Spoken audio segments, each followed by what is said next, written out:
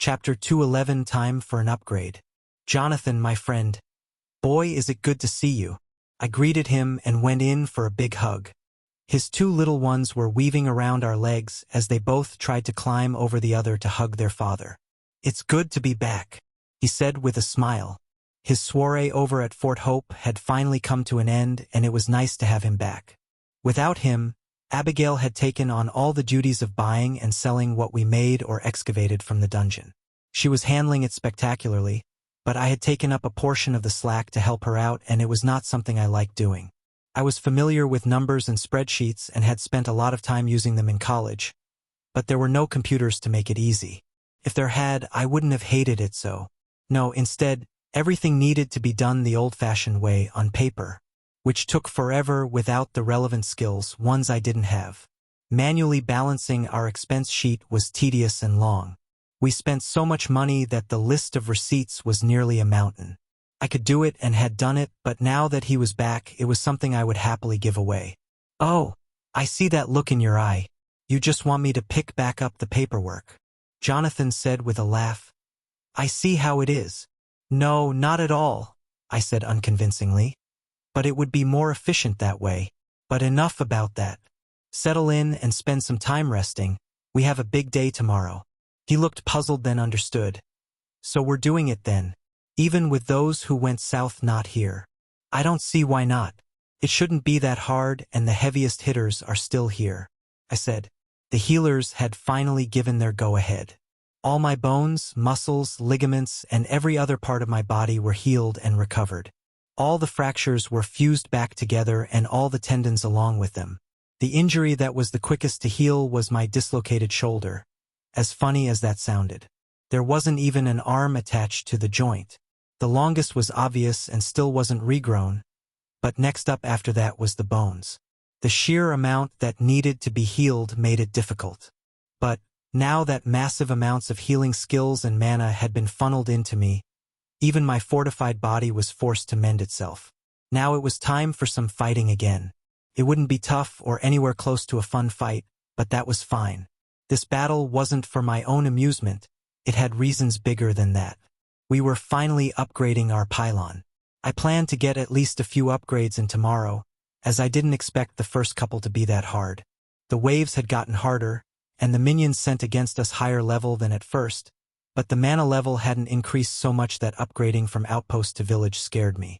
The main reason I had waited was for Jonathan to come back. By the time the wall was in a position to weather an attack and my body didn't shoot flares of pain while moving, he was already on his way back, and it wasn't that hard to wait a few extra days. It was also another reason I couldn't go south to fight with Austin. We weren't planning to shoot through all the pylon upgrades right now, only enough to extend our range and increase our benefits, which was why we still sent people at all. I felt we had more than enough firepower with those who remained. As I told Jonathan, all our heavy hitters were still here. Rachel, Jonathan, Hal, and I were the main four, but a few others joined in that evaluation after the demons. Gabriel grew as well, but not to the extent my mother did, surprisingly. Even after the fight, she attacked the dungeons with renewed vigor when we returned. Usually, her dungeon delving was subdued and only done as a token effort to level, but now she was much more enthusiastic about it. She even upgraded her wind law, making it the highest-tiered wind law in the city, beating both Hal and me. Her other paths weren't as advanced, but she was planning to do a bit more before her evolution. The wind affinity body refining techniques we had didn't suit her fancy, which made her postpone going down that route. That was odd to say. Before her evolution. That used to be something I thought about constantly as I leveled in the tutorial, but now, I hadn't thought about it in nearly a year. Shooting through 4 ranks and then stalling would do that. Some in the city had already capped out at level 50. As sad as that sounded, they didn't have a law go through body refining or form their anchor, which barred their evolution to E rank. Some were fine with that. They lived their lives and were content with what they had, doing odd jobs in the city to make money. Stores still needed clerks, and it wasn't a requirement to have the profession. While it made things easier, it wasn't necessary. Every time I thought about those people, I couldn't help the pity I felt. It was wrong to pity them, and I tried not to, but their worldview was so different than my own that it was hard not to. To each their own. The people dedicated to their craft were different. Well, the rules still applied to them. If they had a law they could advance, but they also had another way to move forward. The books called it inspiration, but it was essentially being skilled. If a crafter was able to make something above their rank, they would be able to advance. How something was considered above their rank was up to the system, but the general rule applied. Get really good at your craft and you would be able to advance. It was insanely rare, apparently, and only happened to the most genius of geniuses, but it was still an option, even if it couldn't be counted on. Most would still have to rely on the other requirements. And the requirements to reach E rank was the first step on any of the paths, which wasn't that hard in my opinion, but maybe I was biased. Looking back on it, it seemed too easy that the only thing required was one step. At the time of my evolution, I had a Tier 2 law, a body of wood, and my anchor formed. A step on all of the paths and a second step for my law. Then again, I received a legendary class because of it, so maybe it wasn't too easy. To evolve further and reach D rank, a second step was needed. Either a lesser law, a body of stone, or a 1-star core. Anchors were weird. The fact that spirit didn't have as many steps as body and mind made every stage mean more.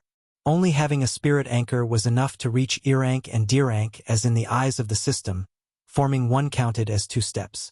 Requirements I already met. Rachel also met them, and now my mother as well. I could feel Gabriel was close to a lesser law, and so was Hal. I wouldn't doubt it if Austin was in the same boat. It was something to think about now that people were closing in on level 100.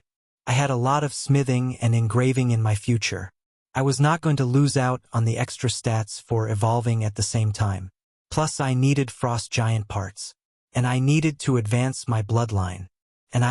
There was still a lot to do. The list never ended. It was a good day for a fight. The sun was high and the breeze carried the first hints of a chill. It was a good day for some bloodshed. Monster bloodshed, obviously. The poor saps that the system brought to face us for our pylon upgrade were in for a world of pain. Even without my morning coffee, as I silently cried having to go without for so long, a pep was in my step. I had gone through the higher floors of the dungeon since the demon fight, but those were nothing against what I could do.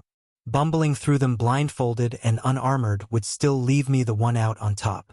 Still, I wasn't allowed to push it, nor did I want to increase the time it took to recover. But today was different.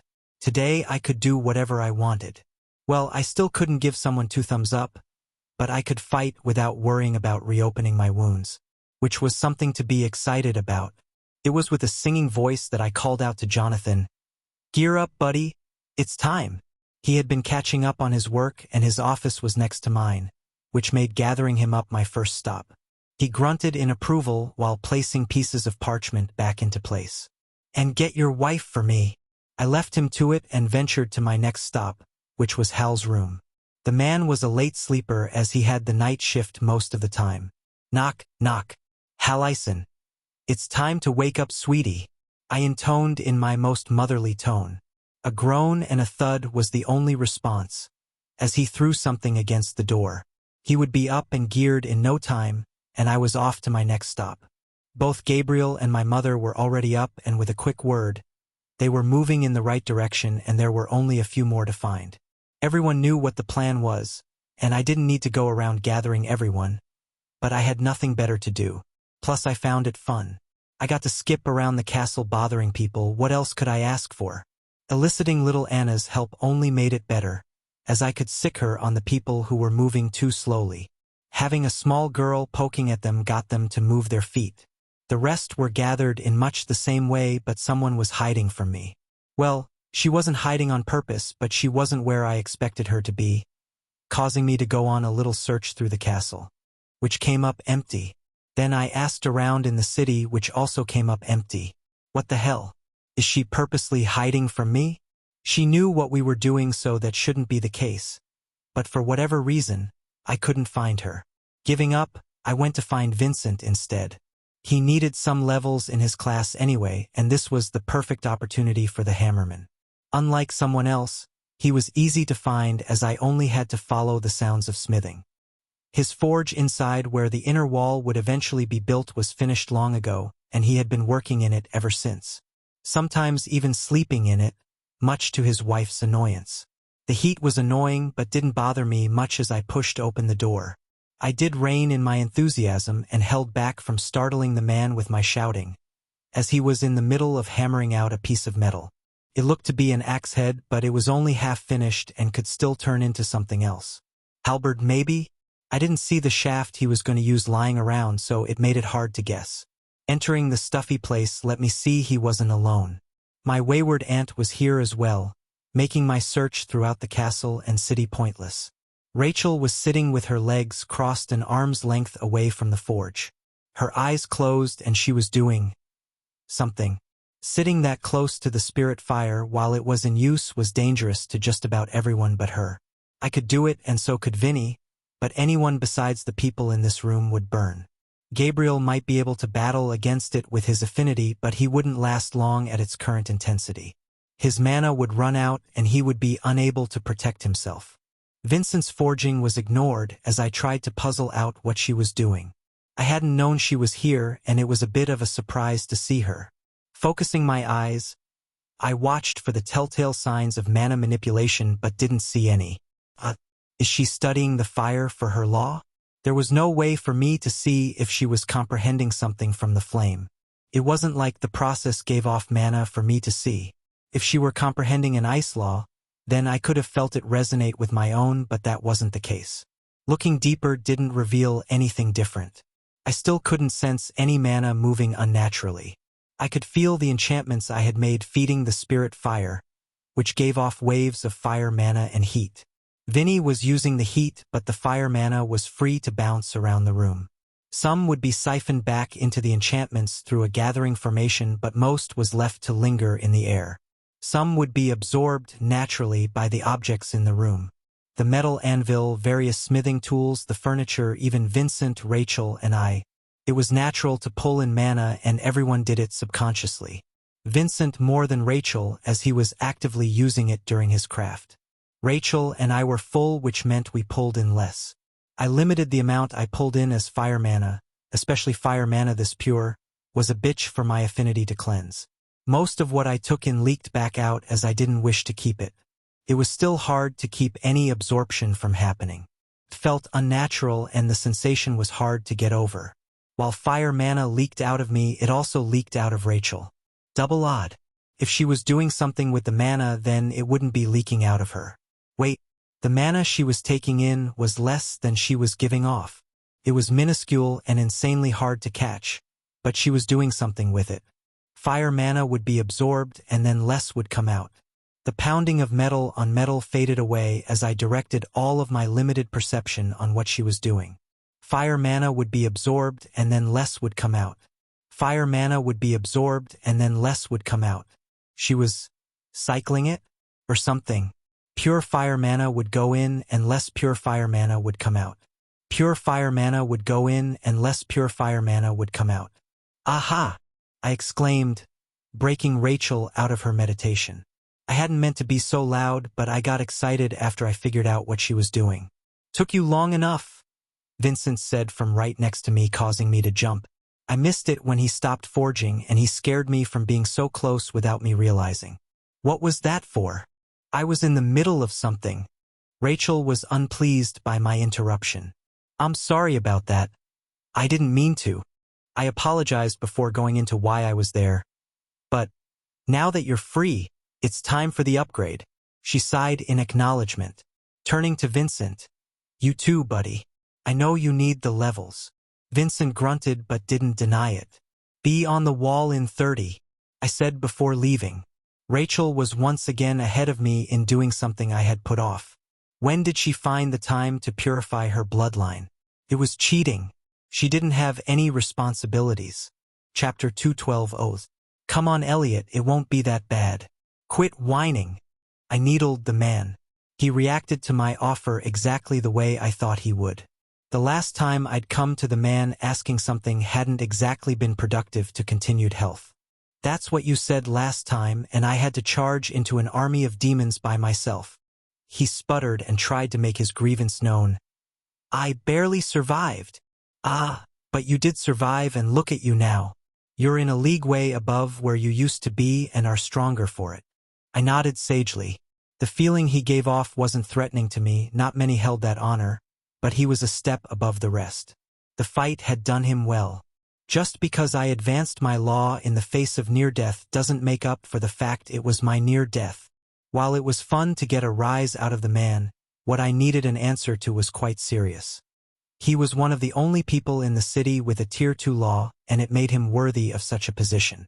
Others were already lining up for the battle to come, and I didn't feel like arguing with Elliot would be the best thing for them to see. One of the biggest things I still needed to do for the guard company was appoint a captain, commander, or leader of some kind.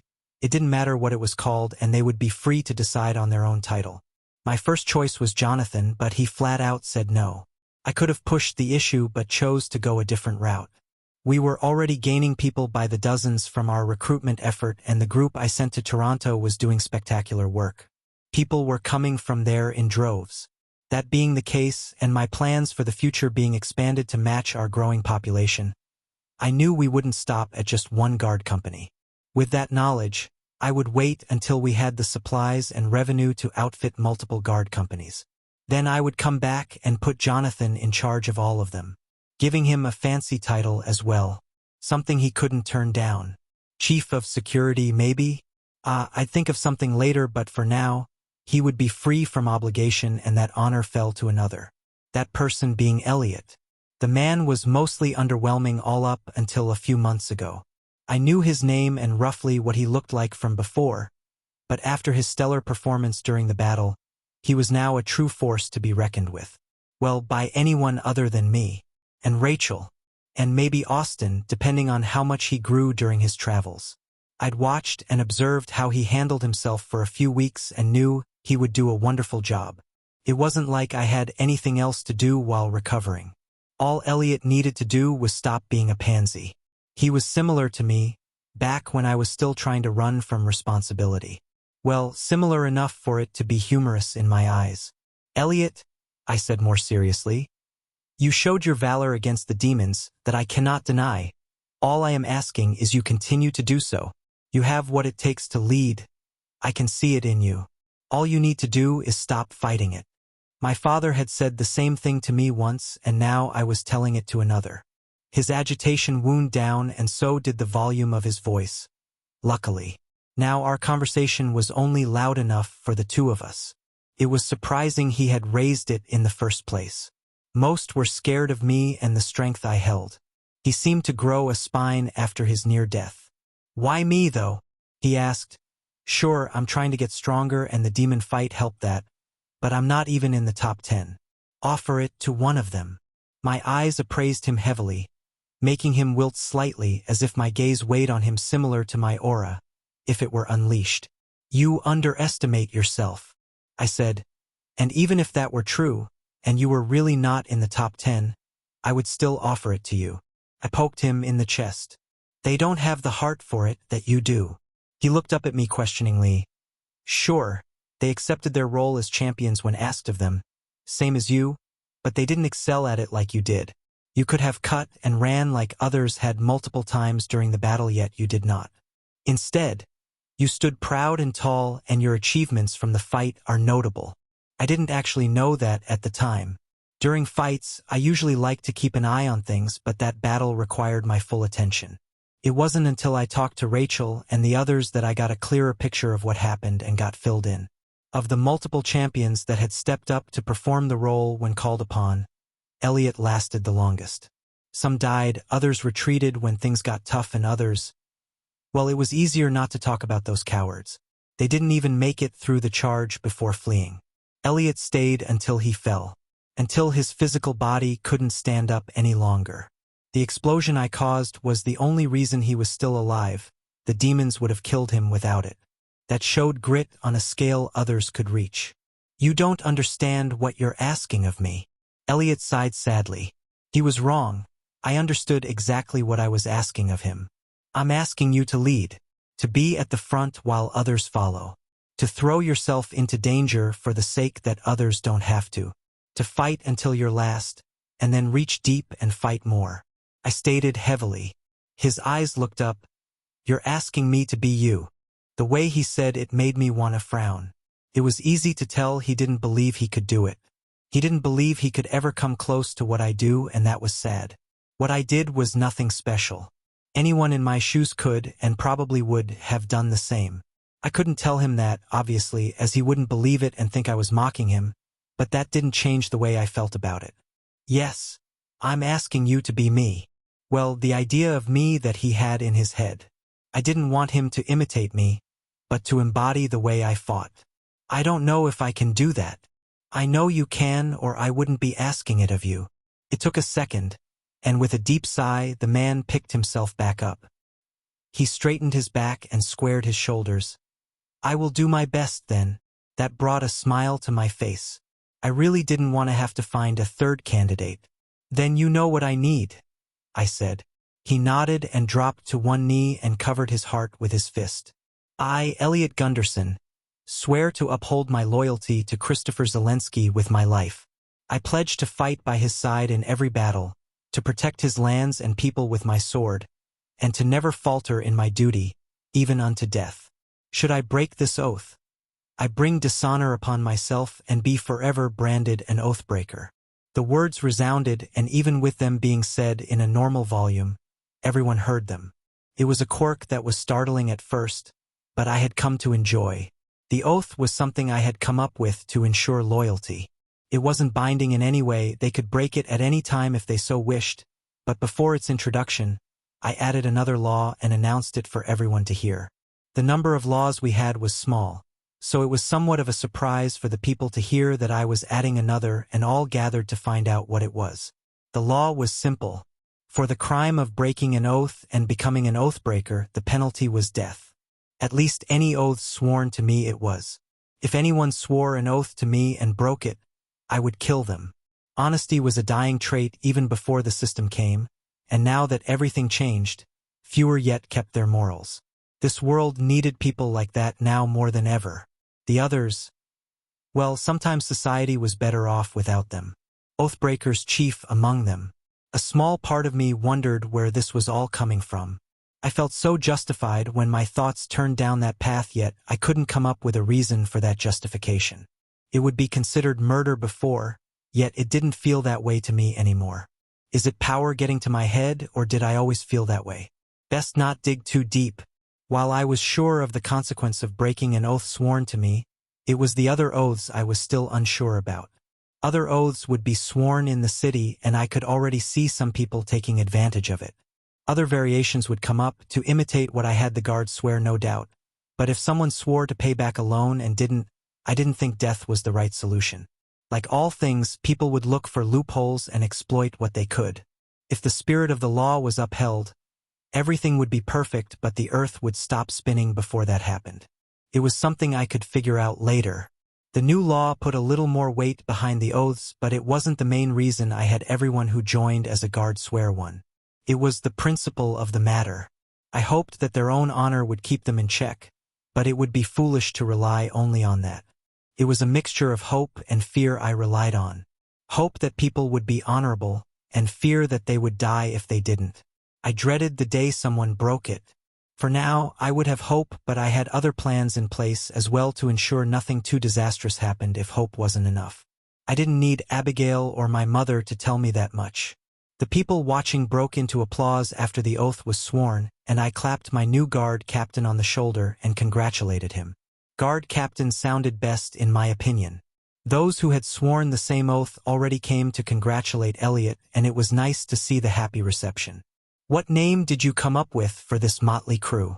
We can't keep calling it the Guard Company, Elliot said while waving accusingly at the people around. That was a good question. I hadn't thought of what I would call them. Seeing a good opportunity to issue the guard captain his first order, I smiled broadly. That's up to you. I hope you pick something bold. It would be a shame to be the captain of the Lollipop Guards. I laughed and everyone else joined in. While it would be hilarious and Austin would love it, Elliot wasn't enthused with the idea, even if the members around him were still chuckling. Elliot groaned. We are not calling ourselves the Lollipop Guards. With that order of business taken care of, I turned to look at everyone else that arrived. Not everyone would be under Elliot, as not everyone chose to become guards, but they were still willing to participate. All right everyone, you know the drill by now. Let's get this show on the road. I announced for everyone to hear.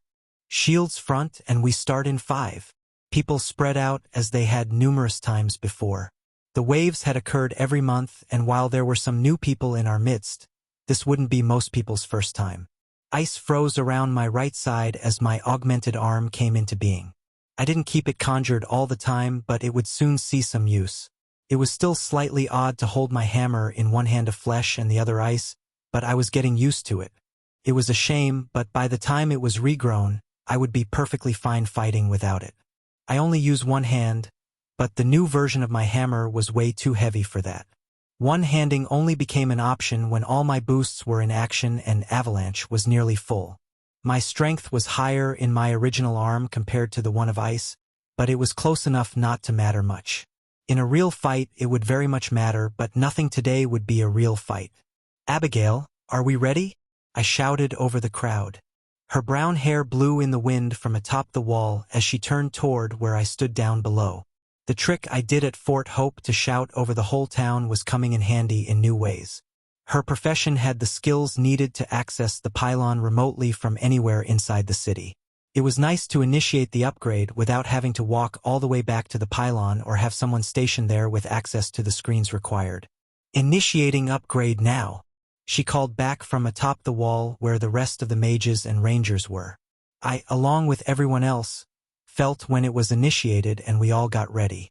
Banter died and weapons were drawn. The switch was abrupt and swift. Yeah, defend my claim. I get it. I muttered after the chime.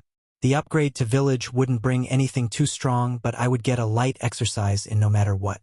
I wondered what the upgrades would bring and was especially curious to see how many new pylons we would reach. We only had access to 2 right now, and I was eager to expand that. Reaching Mountainside would help our efforts for trade, and Austin said the pylon he was at wasn't that far away. If this upgrade didn't reach the Twin Cities, maybe the next would. Village to small town wouldn't be that hard either. Maybe we could push for large town? Chapter 213 Large Town. The lengthening shadows and darkening cloudless sky promised the chilly night that would soon come. Not only because of the coming season change, but because of the lingering Arctic manna smothering the area as well. The landscape was awash with temporary marks of battle, some larger than others. One massive crater stood out over the rest, spanning tens of feet wide and just as many feet deep. The newly uncovered brown half-sphere clashed with the dying green everywhere else.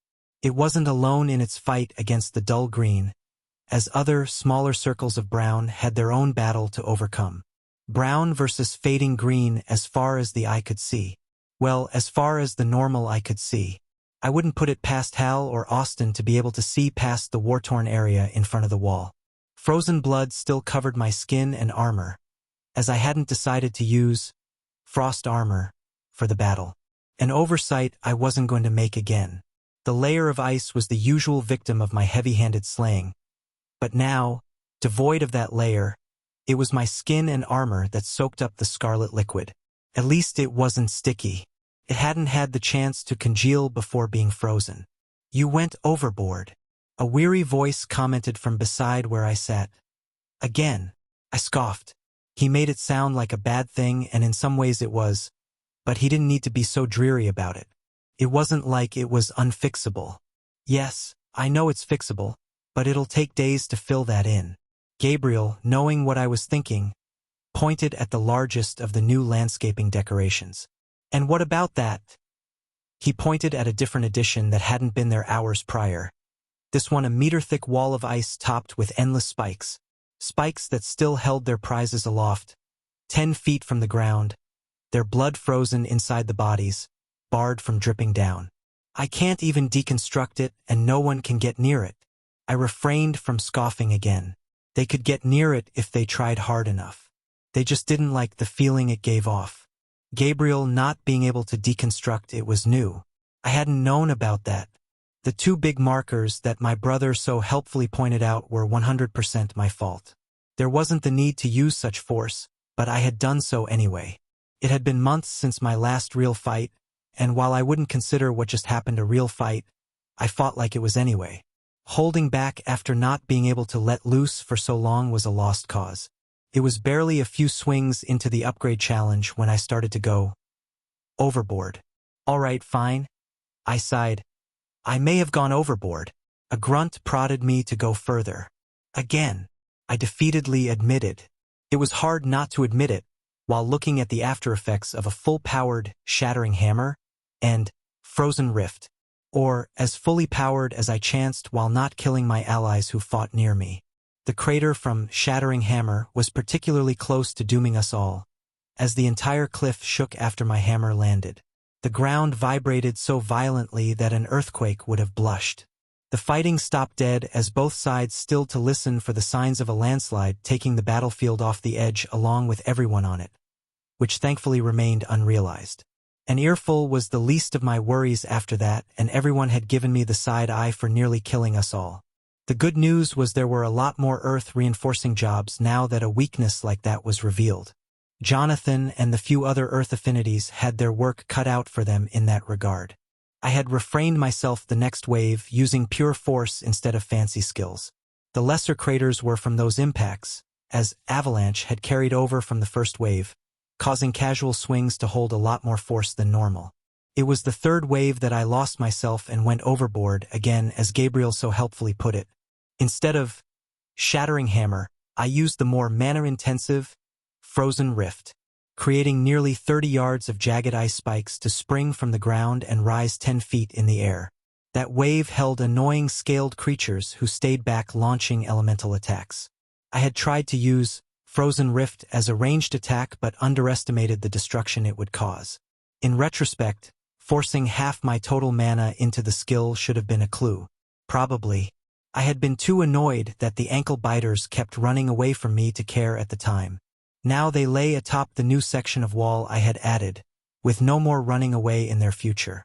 My new hammer had gone through its christening, and now I was left to take in the after effects. People were still clearing the field, carting off the bodies for the dismantlers or leatherworkers with skinning skills.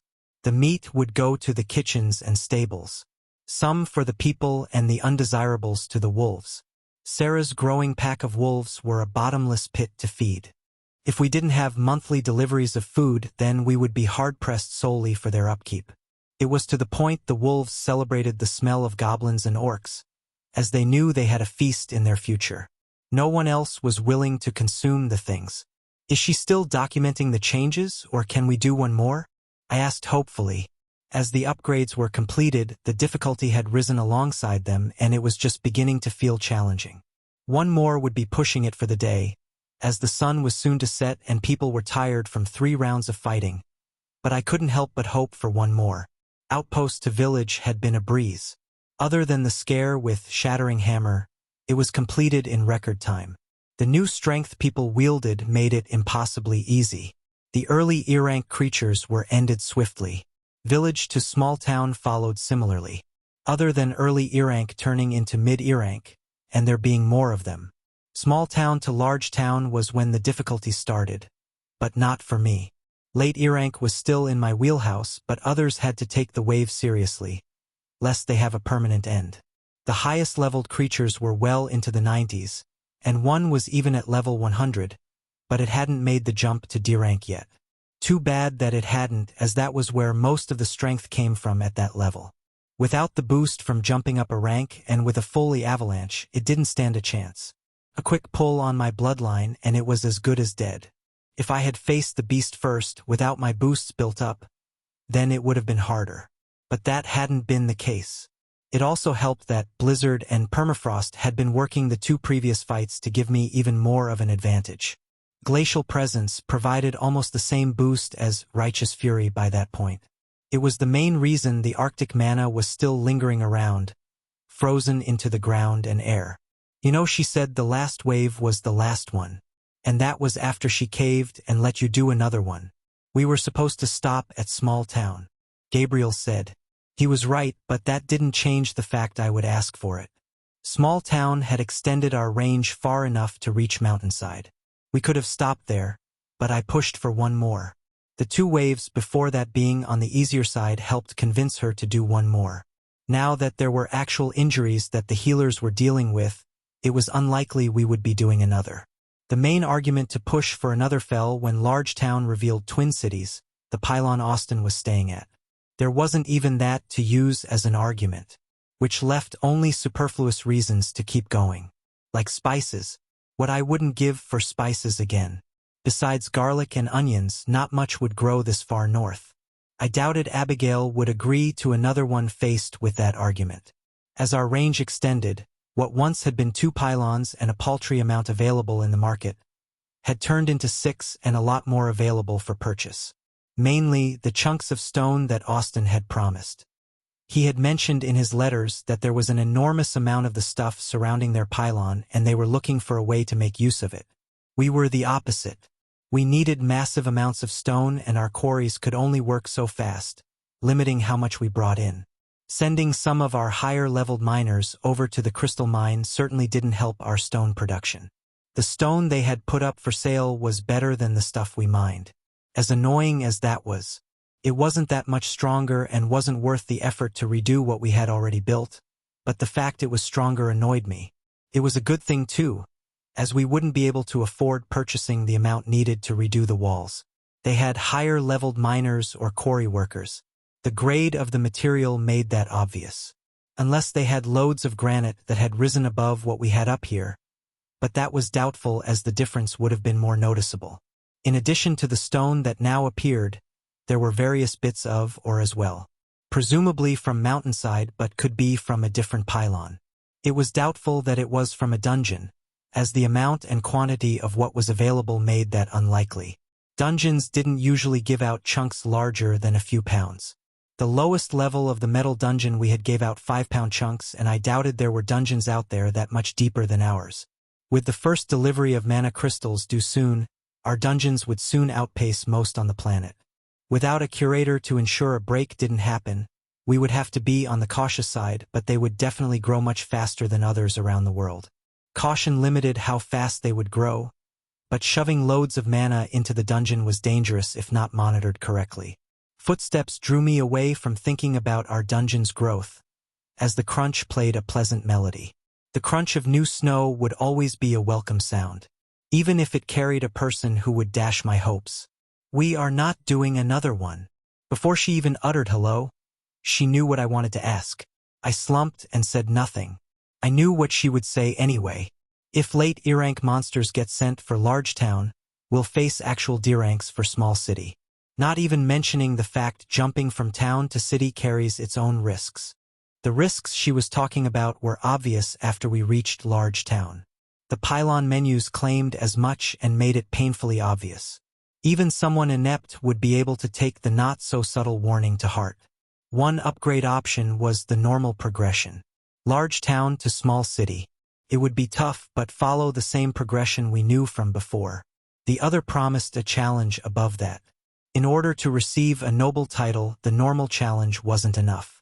2 paths were open to us. Our next upgrade would have to be a choice. We had known that noble titles started at Small City. Abigail's growing library had said as much. It would also upgrade the profession Abigail could evolve into, and that was a discussion we would have to have in the future. She was nearing level 100 faster than I was. Outposts were run by outpost captains. It was the lowest rarity for the pylon leader profession and one Abigail had evolved out of already. Villages were run by village chiefs. The next step up, but not that much higher. Small towns and large towns were run by mayors. The rank Abigail's profession currently was. Small cities could either be run or owned by barons, depending on whether they chose the profession or not. I did not, so Abigail would be able to upgrade into a baron seneschal. That was only if we chose the noble route. If we chose to do the upgrade without the noble title, she would remain a mayor. The title of baron itself didn't really do anything. I didn't care for it, and it was only in the improvements it would bring that I even wanted it. It would maybe impress others or broadcast our ability to get the title, but I wasn't one who cared for vanity titles. I knew others would. Maybe they would make people call them my lord or other such nonsense. You're thinking useless thoughts again. I can feel it. Abigail interrupted. The title isn't useless, you just don't care for the advantages it brings. Leave it to her to crash a train of thought she wasn't even invited to. If I don't care for the advantages and there are no other uses, therefore it is useless, I said. Gabriel snorted. Really? Therefore? Are you a philosopher now? Shut it, you. I can talk eloquently when I want to, I remarked. Speak eloquently, Abigail corrected. Did you come over here for some other reason or solely to engage in whatever this is? I cut in and waved my hand. Yes, actually, we have more posts to fill now. While both the seneschal and head merchant slots are filled, there are new ones opened because of the upgrades. Abigail started. It looks like guard captain is an official post, so Elliot will be pleased. Head of construction as well. With every title she listed off, instead of feeling good about our growing city, all I could see were the long meetings we would have to discuss who these new positions were going to. Chapter 214 Baroness. Nick. Point of view. The smell of ozone, burnt hair, and roasting flesh assaulted his nose, but he didn't shy away from it like he had in the past. When he first got his powers, the smell had been overwhelming and completely debilitating, causing him to empty his stomach plenty of times in the midst of fighting, which he worked hard to overcome. Now it was a mild annoyance. If someone had told the past him that he would get used to the smell of smoldering remains, he would have thought them mad. Yet they would have been right. Even still, with repeated exposure, the smell got stuck and it took a long time for it to fade away. Taking the city had been costly. He had spent the better part of nearly 2 years building up his army since he had the chance. Only allowing certain people into the dungeon, outfitting them in gear made by his own crafters, handpicking who got what all to either indebt them or lead them toward him. All of it was done with the assurance that they would fight for him when asked. The contract they signed made sure of that. More than half of the people he had allowed the privilege to gain power now lay dead in the dirt. Those that survived were stronger for it, but that didn't make up for the lost resources and time.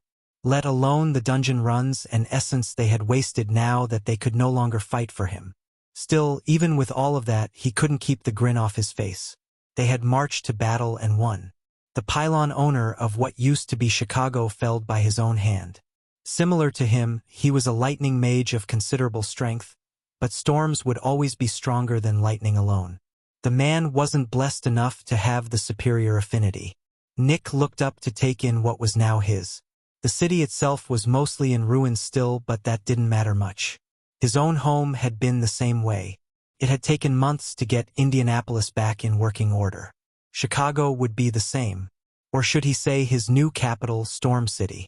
Lightning flashed overhead and the deep rumble that came after eased his wounds as euphoria washed over him. Just thinking about it made the fatigue fall away. Everyone had thought he'd done it for greed, that he marched for conquest because of his ego. He scoffed, as if he was that petty and single-minded. No, he did it for a much more primal reason. One that he would fight for again and again. Every fiber of his being called out to the city like it was hungering. His mana flowed easier, his body felt lighter, and his spirit eased, and that was only what he felt on the outskirts the first time he arrived. What would he discover when he moved into the heart of the city and took over? He could already tell that a legendary prize awaited him, and he could barely hold himself back from finding the natural treasure that called to him. The threat of ambush was his only deterrent, and the fact he still had an image to keep up. Better for him to let people think him stupid and that the battle was for greed than the real reason.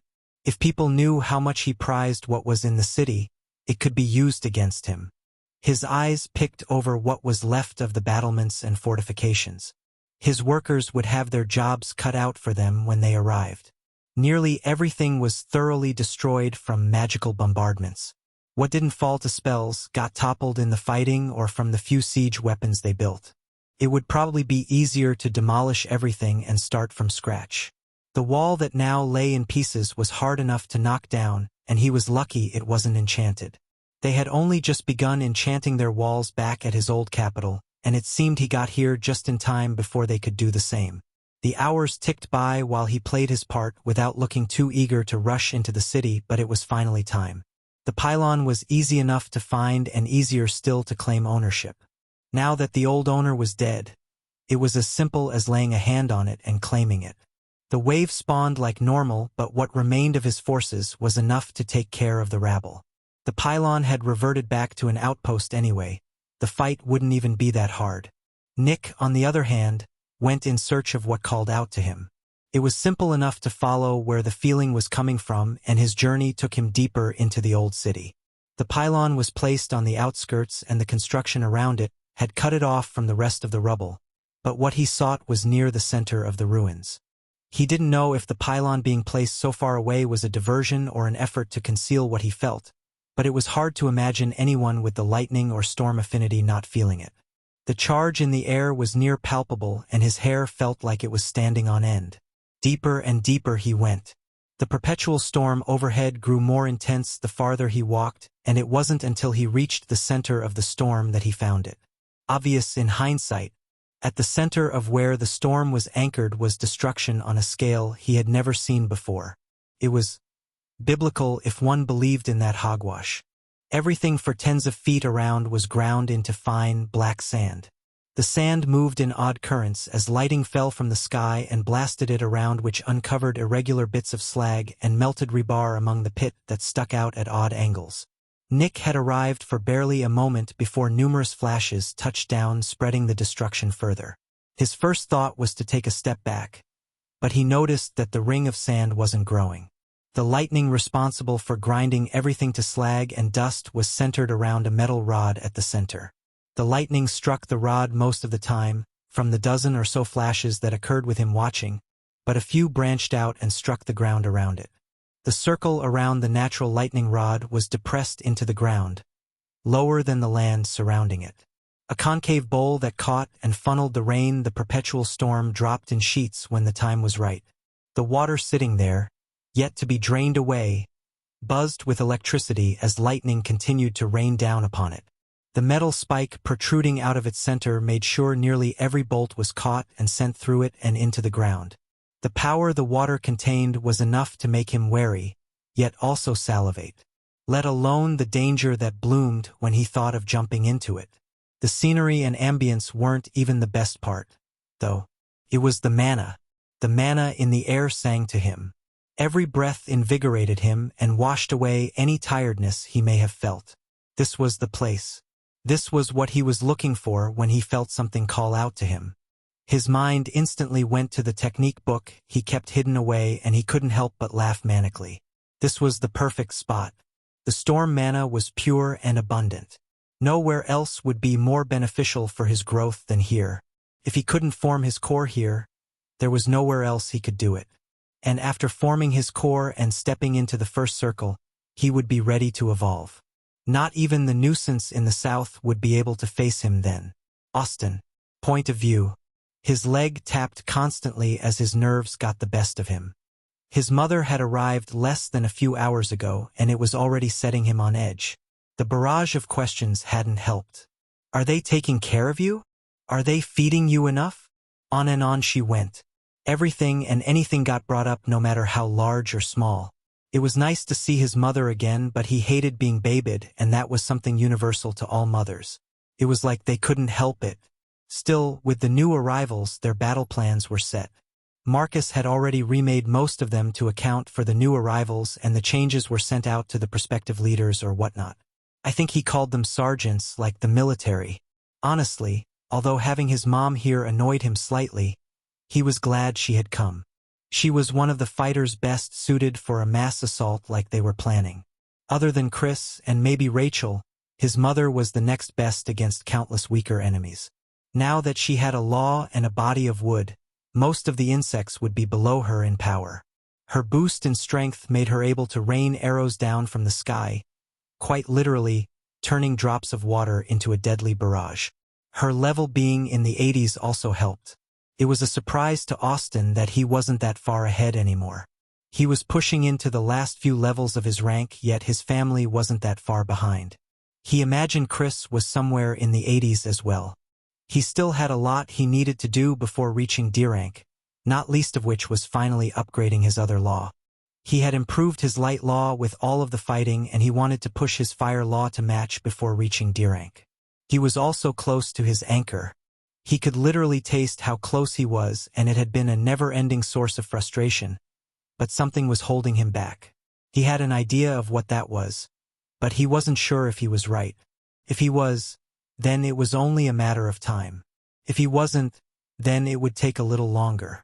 Time wasn't that much of an issue to him anymore. He had shot through the ranks as fast as he had previously because he had to. Back then, it was evolve or die, and he didn't fancy dying. Now, he could take as long as he wanted. Sure, he didn't want to fall too far behind the power curve of the planet, but he was already ahead as he was. He could take a little time off from pushing to square up on things he had skipped. Plus, finding parts to use for evolving was going to be a bitch. He'd seen a light affinity falcon during his travels, but none of the eagle variety. He was sure he could find them with a little effort, but that would have to wait until he reached his prize here.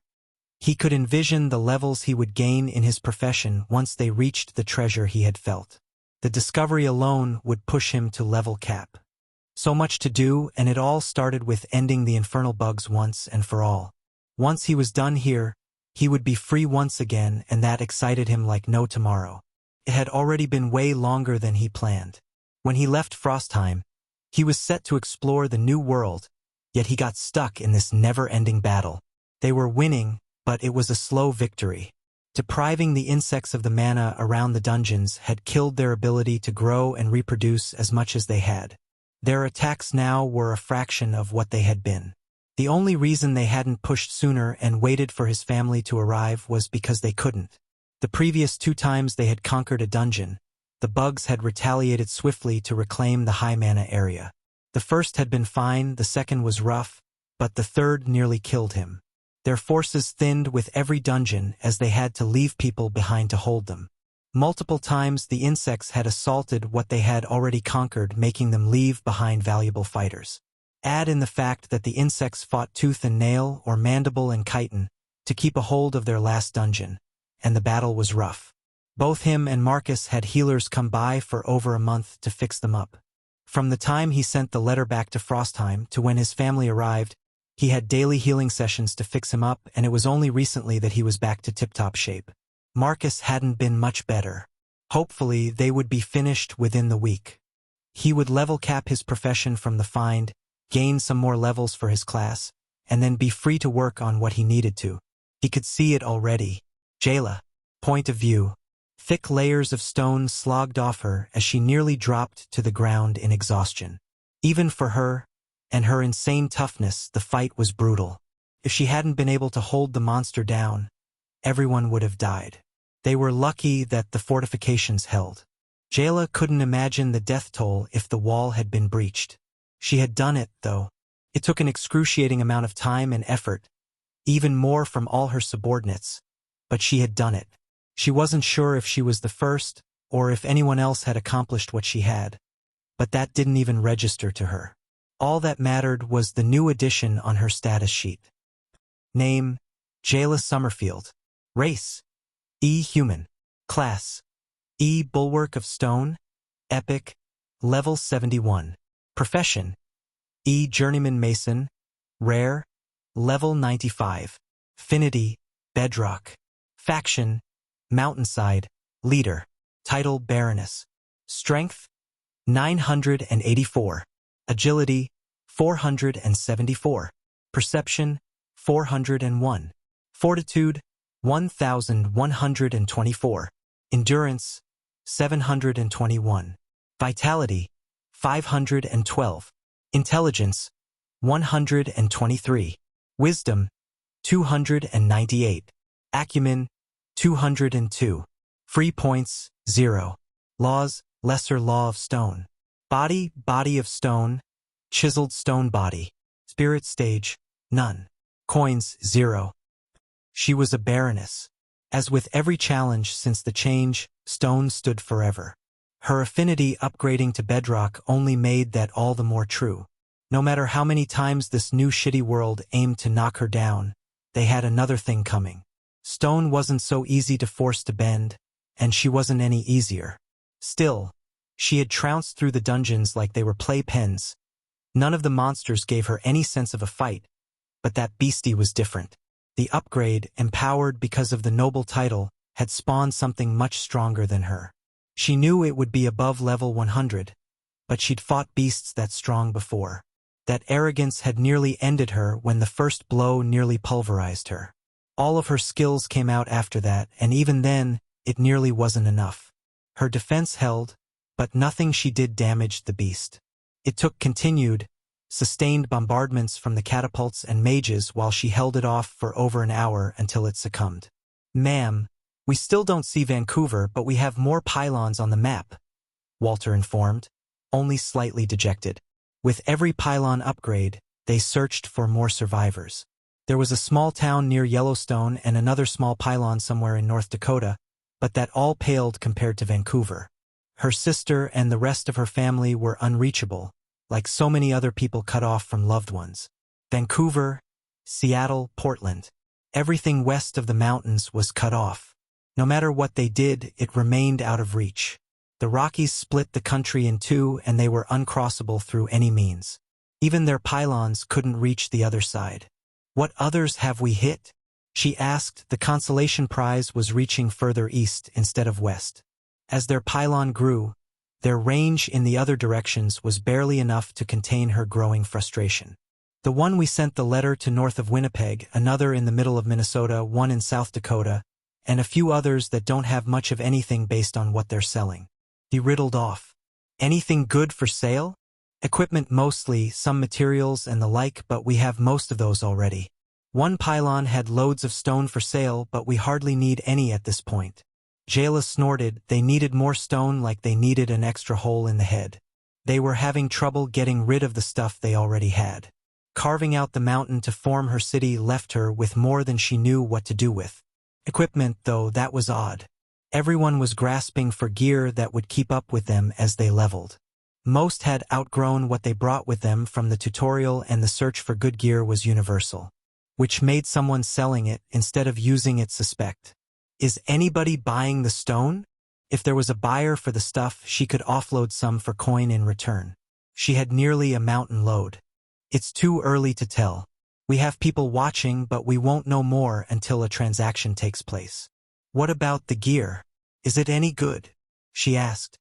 At that, Walter hesitated, which made her raise an eyebrow. Her city being built into the side of a mountain gave them ample access to more metal than their smiths could handle. They were constantly beating away at one project or another, forging all kinds of equipment. While the city prized itself on their masons, her included, their smiths were nothing to laugh at either. "It's better than ours, both in forging ability and enchanting." That made her stop. Maybe they would get something worthwhile out of this partnership. She hadn't known much about the city when they sent the letter and did it mostly out of courtesy. But they didn't know that. That was the standing order for every pylon they found traces of to recapture what little there was left of communications. The main thing humanity needed to do right now was reconnect.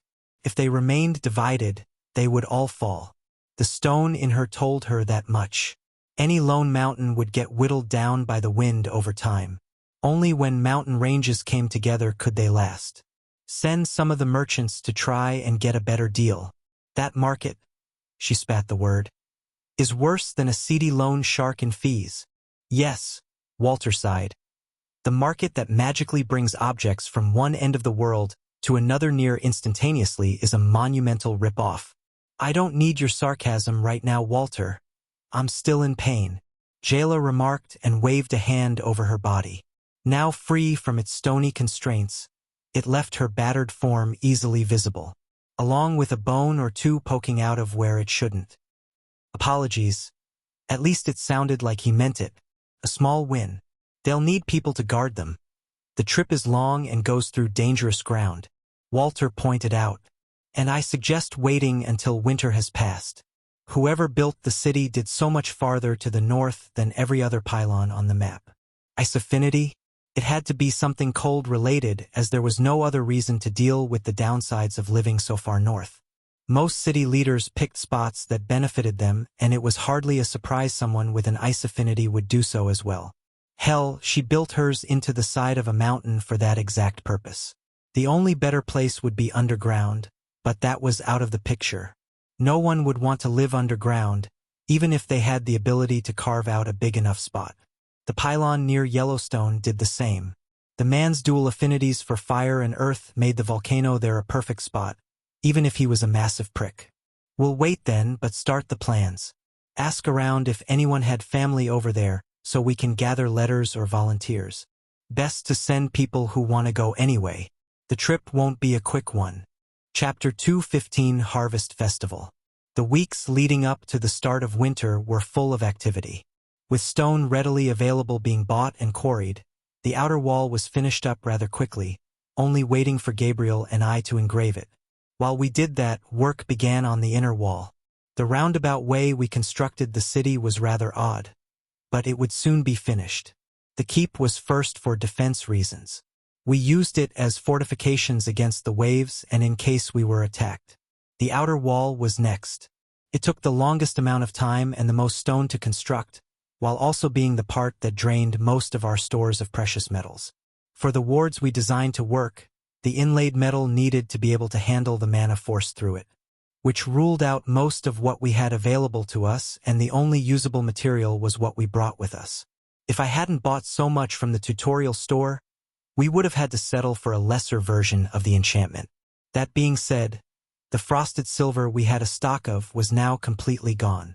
Silver was one of the best metals to use for enchanting for its mana conductivity alone. It wasn't the strongest, so inlaying a sword with the stuff was a terrible idea, but a ward hidden under inches of stone would be fine. Additionally, the type of ward and the effect being powered by ice mana made the cold-aligned frosted silver the best choice. Using mana infusion for months on end only made it better. Took a lot of trial and error to figure out which metal was best. Gold worked, and so did extremely pure versions of copper and aluminum, but they usually burnt out at a much lower threshold. Stronger metals that were harder didn't have the conductivity needed. Steels, irons, and their various alloys didn't have the property we needed. We didn't have the time to test why which metals worked and didn't, but that was on my long list of things to do once things settled down. A list that was getting continually longer. The only reason we knew to purchase silver in the first place was because of the intro enchanting books. It was kind of depressing that I was always forced onto the next urgent thing, but I hoped the rush would settle eventually and give me some time to catch up on all the cool things I was blowing by. I was slated to live for over 250 years, and I was barely 26. I would get some time to relax eventually, especially with my coming evolution extending that even further. Honestly, I had no idea what I was going to do with 700 years of life. The not even 2 years I had already experienced since the change already felt like a lifetime alone. With that peachy thought aside, I returned to focusing on my work on the wards. They were the last thing I had to do before I was free to leave. The walls were built and they were strong. I doubted anything could breach them while they were defended, but the wards made them even stronger. With my planned journey taking me away from the city for most of the winter months, I wanted to make sure everything would be fine while I was gone. It was a bit nerve-wracking to think about leaving after what just happened, but I would not delay it. After missing my chance last winter, I was not going to wait another year. With the supposed test still on the horizon, I couldn't afford to wait another year. I was surprised it hadn't happened yet. Maybe there's a trigger or something we haven't set off yet. Someone reaching D rank, maybe? I wouldn't rush my evolution no matter what, as it was the foundation for my future, but it did put me in a hurry to finish what I needed to get done. A Tier 3 law was unlikely, but I at least wanted to push my wind law to Tier 2 to catch up with my ice one. My body was due for an upgrade as well. I even had the technique book ready for it. I already had my anchor, so I was good on the spirit side, and it was growing nicely. The last was mana cultivation, but that was already in the plans. Other than the paths of power, my racial traits needed some work as well. The paths of power would improve the rarity of Class 1 would be offered and greatly boost my power, but I couldn't ignore what advantages my race held because of it. Rachel was already working on purifying her bloodline, and I needed to do the same. Empower it and purify it. I was behind on both. To top it off and complicate matters even further, I somehow needed to find parts to use. How I was going to do that was beyond me, though. I wasn't the only one in the same boat, and people much more knowledgeable than me were looking for solutions. Some were waiting to evolve to E rank for that exact reason. They weren't willing to miss out and shoot themselves in the foot. The leading theory was becoming a baron and upgrading the pylon would unlock the feature to buy things from off-world, but those were only guesses. We knew that option would come eventually if we upgraded our pylon enough, but assuming it would come at the baron rank was mostly guesswork. Bah! I'm thinking about stupid stuff again. I had been working on the wards for months by now, and it was hard to keep my mind from wondering while I did it. What was once a sweat-induced attempt to be extremely precise was now common enough that I could let my mind wander while doing it. The levels and new skills made it much easier. The levels were a bit of a sore spot though, as I wasn't receiving as many as I hoped. I knew why, but it was still aggravating. The bulk of the essence would come when the job was finished. And taking months to finish a job delayed the levels I would gain for the same amount of time. The windfall would be huge and my level would jump, but it was annoying to only get trickles of essence when I knew what I was doing was worth way more. To make up for it, I helped Vinny in the forge. Well, I didn't forge, he did, but I enchanted. What started as a way for me to get some easy levels turned into one of our most profitable exports. Vinny's forging ability already made good equipment, and me slapping some runes on it only made it better. It gave me some easy essence and sold for more coin. I was probably downplaying my portion of the work, but it was hard to feel like I did anything when Vincent was the one doing most of the work. He spent hours forging various equipment while all I did was take his finished work and alter it. The work was good. I wouldn't purposefully add shitty runes, but I didn't really create anything new. Not like I did when I worked from scratch. It certainly helped even my levels out. I was nearing level 70 already, and once the ward was finished, I wouldn't be surprised if it pushed me through most of the 70s. Darn, I did it again. This time it did cause me to make a mistake. Cursing, I undid the last bit of infill and corrected the lines. While it was annoying to redo, it wasn't the end of the world. The hard part was the engraving, and that was already done. If I had messed up the carving, it would have been a much harder fix. Depending on the severity, it would take getting an earth mage out to fix the stone or replacing the block entirely. That was never fun, and the entire construction crew would grumble at me while they undid their work only to redo it after I adjusted the carving. After it happened a few times in the beginning, I made sure to not make any more mistakes. My work continued until sundown when I finally took a break. Lack of sunlight wasn't the hindrance it used to be with heightened perception, but it was good to keep a work balance. Rushing through without breaks would cause mistakes, and those usually took longer to fix than just waiting until morning. The stars were out in force, and it was nice to gaze up at them once again. A new constellation was out, and one that I always loved. It heralded the beginning of winter, at least to those in the northern hemisphere, but since I had never stepped foot below the equator, that was always. The 3 stars were bright and shining, forming the belt.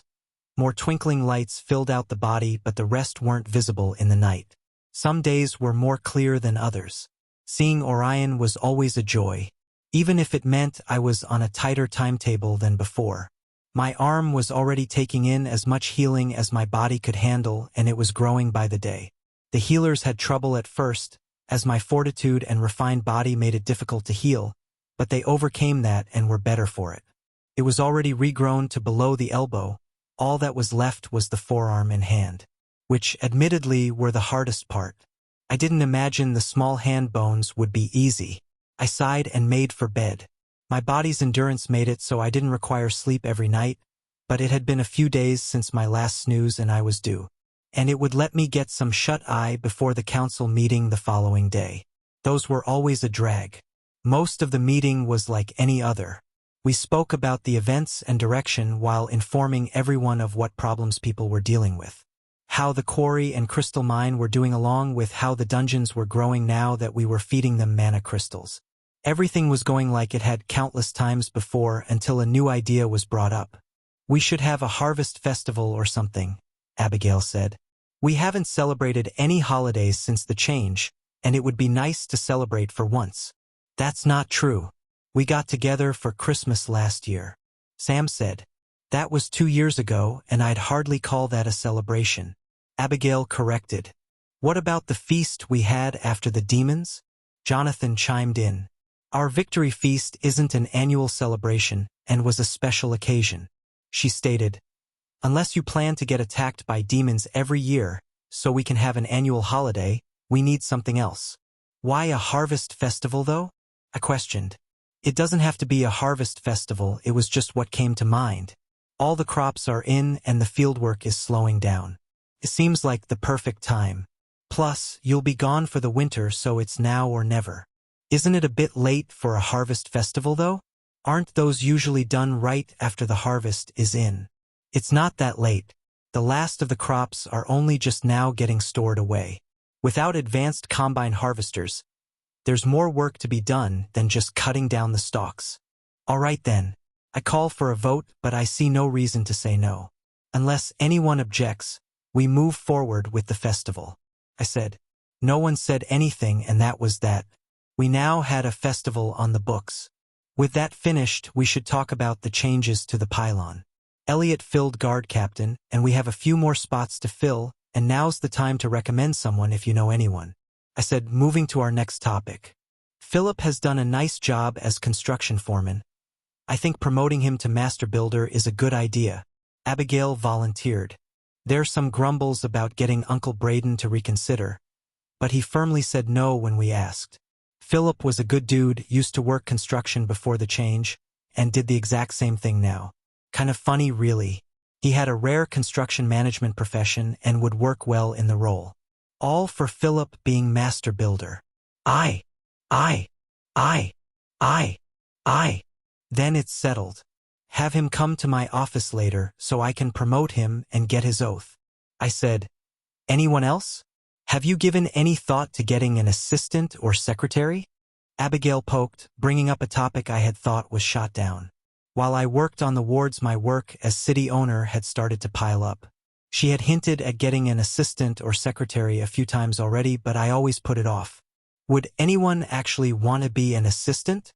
I questioned. It didn't make sense to me that someone would choose that for their profession. Sure, blacksmith didn't sound all that powerful looking back, but at least it was better than assistant. It at least created something. You'd be surprised. If someone chose messenger, then someone will choose assistant, she said. That reasoning made sense, but it was still weird to think about. I knew not everyone chose their profession based on the stats they gave and if they would help them grow stronger, but assistant just seemed dull. Fine. I'll get one on one condition. I stated while everyone waited to hear my condition. That you get one as well. I will not allow you to do everything yourself. She'd done a wonderful job, but I knew the workload was starting to outpace her, especially with the new arrivals coming in all the time. Houses needed to be prepared for them. Jobs needed to be arranged, and that was only dealing with the migrants and didn't even account for her work to continue growing the city. She hated letting other people help even before, and it was even worse now. Fine, she huffed. I already have some candidates for you to look at, so we can start when you're ready. Of course she did. Chapter 216 Laws. Miles. Point of view. The cart shuddered as the wagon wheel fell into yet another divot on the dirt path, nearly throwing him from his seat. While the road was getting better the closer they were to arriving, it was still far from the smooth asphalt from before. Oh, what he wouldn't give for travel to be as easy as it used to be. His journey would have equated to a few hours in the car rather than the months spent walking, riding, or otherwise moving along he'd experienced. He almost regretted his decision to come. If he had known it was so far north, he would have at least given it a second thought. A rough wind blew in and his cloak flew open, leaving his body unprotected from the chill the air brought. He shivered, and used to it being so cold so soon. He was lucky it wasn't snowing. It was certainly cold enough for it. It's not even winter yet. This is absurd. Miles was a proud Canadian, but even he wasn't used to bitter cold. Toronto wasn't usually that bad, being as far south as it was. But this was farther north than he'd ever been, and the cold made that fact known. He cursed and muttered under his breath, but didn't manage to keep quiet enough. You'll be all right, kid. You'll get used to it. The cart driver assured him with a reassuring pat, like he was a child. Used to it? How will I get used to it when it's only going to get worse? It's only October, he exclaimed. Late October, but still October. The cart driver laughed. Ha! I remember having the same thought when I first arrived, but it really isn't that bad. Miles struggled to think how the dreaded winter wouldn't be that bad. He wasn't going to call his wagon companion a liar, but he certainly wasn't telling the whole truth. "Is it your first time being up north?" the man asked, striking up a conversation now that the silence was broken. "Yes," Miles said as he cinched his cloak closed, tying the knot tighter this time. "Never really left Toronto before, and if I did, it was never to come north." "Yeah, I hear that. Never thought I'd be air myself." The man chuckled. The question flew faster than Miles could stop it. "Then why are you here?" The man looked at Miles, but then shrugged, not taking offense to the personal question. Not many like to talk about personal subjects nowadays. "Name's Nathan. By the way, don't remember if I introduced myself." "Miles." "Well, Miles," calling him by name instead of kid. "After the change, I didn't really have anywhere to go. I lived hours away from my family, and without anything tying me down, I left to go find them and make sure they were safe," Nathan said. "Little did I know at the time they had joined a group traveling north, and it took months to finally reach them." The man didn't sound too put out by it, but just thinking about traveling for that long made Miles shudder. His ass was already sore, and all he did was sit on the cart. "After I found them, I just never had a reason to leave. After that, well," Nathan spread his arms as if to say, "Here I am." Nathan's story was sadly common. So many people had been separated that the following chaos was even worse. Not only was their home destroyed, but they had no way to contact their loved ones. Miles was thankful he didn't have to worry about that. "What about you, kid? What are you doing all the way up here?" Nathan asked. In the ass end of nowhere, Miles wanted to add, "It was either this or starve." Miles said grimly, "I don't care for starving. I hear that. That first year was all berries and dried meat. When that failed, it was anything I could find." The man reminisced. It was rough. Something in him wanted to yell and scream that Nathan didn't know anything about rough but held it in. He didn't know the man's situation, even if it felt like no one could have possibly had it worse. The night spent hungry. The hope he felt when he found a berry bush only to puke it back up when he found out they were poisonous. His trials hunting beasts so far above his level that a mistake meant death that often ended in failure and left him more hungry than when he started. There wasn't any food and I didn't have a reason to stay. So when people came advertising for a city up north, I didn't have a reason to refuse. Miles stated. "Oh, you came from down there," Nathan realized. "I thought you were from the fort." To hear his home referred to as down there hurt, but it was an apt description. There wasn't much down there. The fort, on the other hand, at least had a semblance of society. It was crowded, underfed, unorganized, and Miles would get shanked if he openly revealed he had food. But it was better than down there. With Toronto underwater, it was every man for himself. People lied, stole, and cheated, all to survive the day. The food situation was bad before, but it was even worse now. "There won't be a down there much longer," Miles said bitterly. "What's it like?" "I've heard stories, but this is the first time I've met someone that came from there," Nathan asked earnestly. Part of Miles didn't want to answer. Answering made all the memories he had pushed away come back. But he did so anyway. Maybe it would help him through it. "Hell," he said. "It wasn't too bad at first. People worked together, formed groups for safety, and set up what camps and shelters they could. It worked, for a time. Then the food ran out. We didn't have crops to grow, and the seeds we did have we couldn't protect. Animals and beasts ate up anything we tried to plant. Hunting worked until the beasts grew stronger than us. Then it wasn't hunting anymore. It was fighting for survival. Until slowly, we didn't have any way to gather food anymore.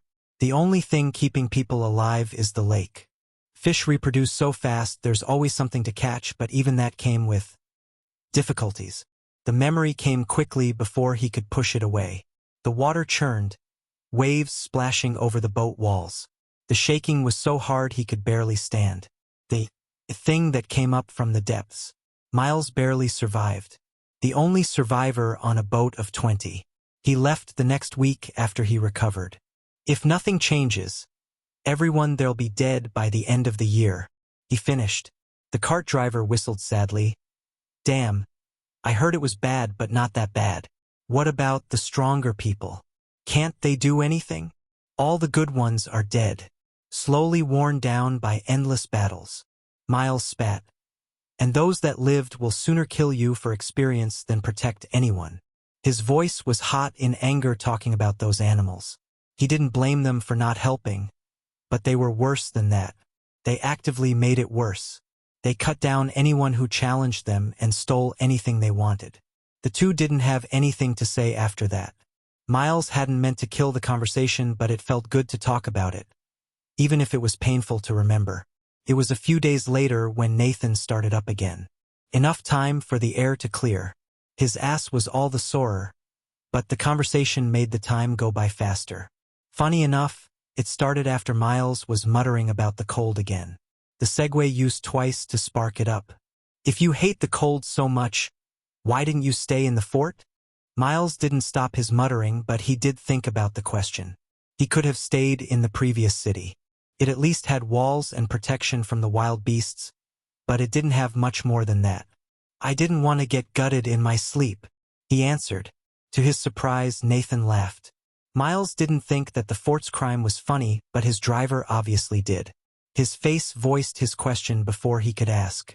You won't have to worry about that where we're going, Nathan boldly claimed. But you shouldn't be too hard on the fort. They just got through a rough patch and didn't expect the amount of refugees flooding in. It'll get better in time. How come this other city doesn't have the same problem?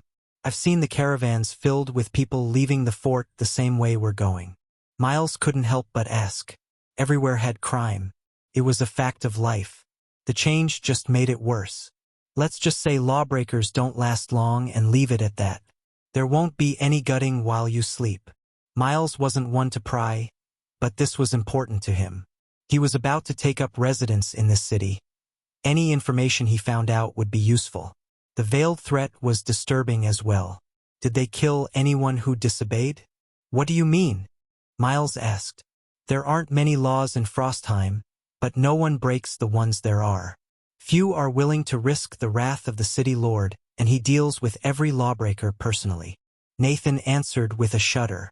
The fear he held for the city lord was clear. Miles was curious about what had caused such fear but didn't say anything.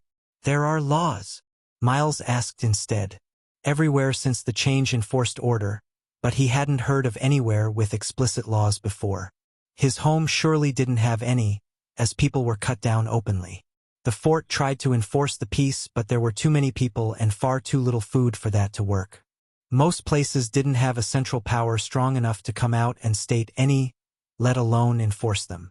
Of course there are laws. We aren't barbarians. Nathan defended before rooting through his pack under the driver's bench.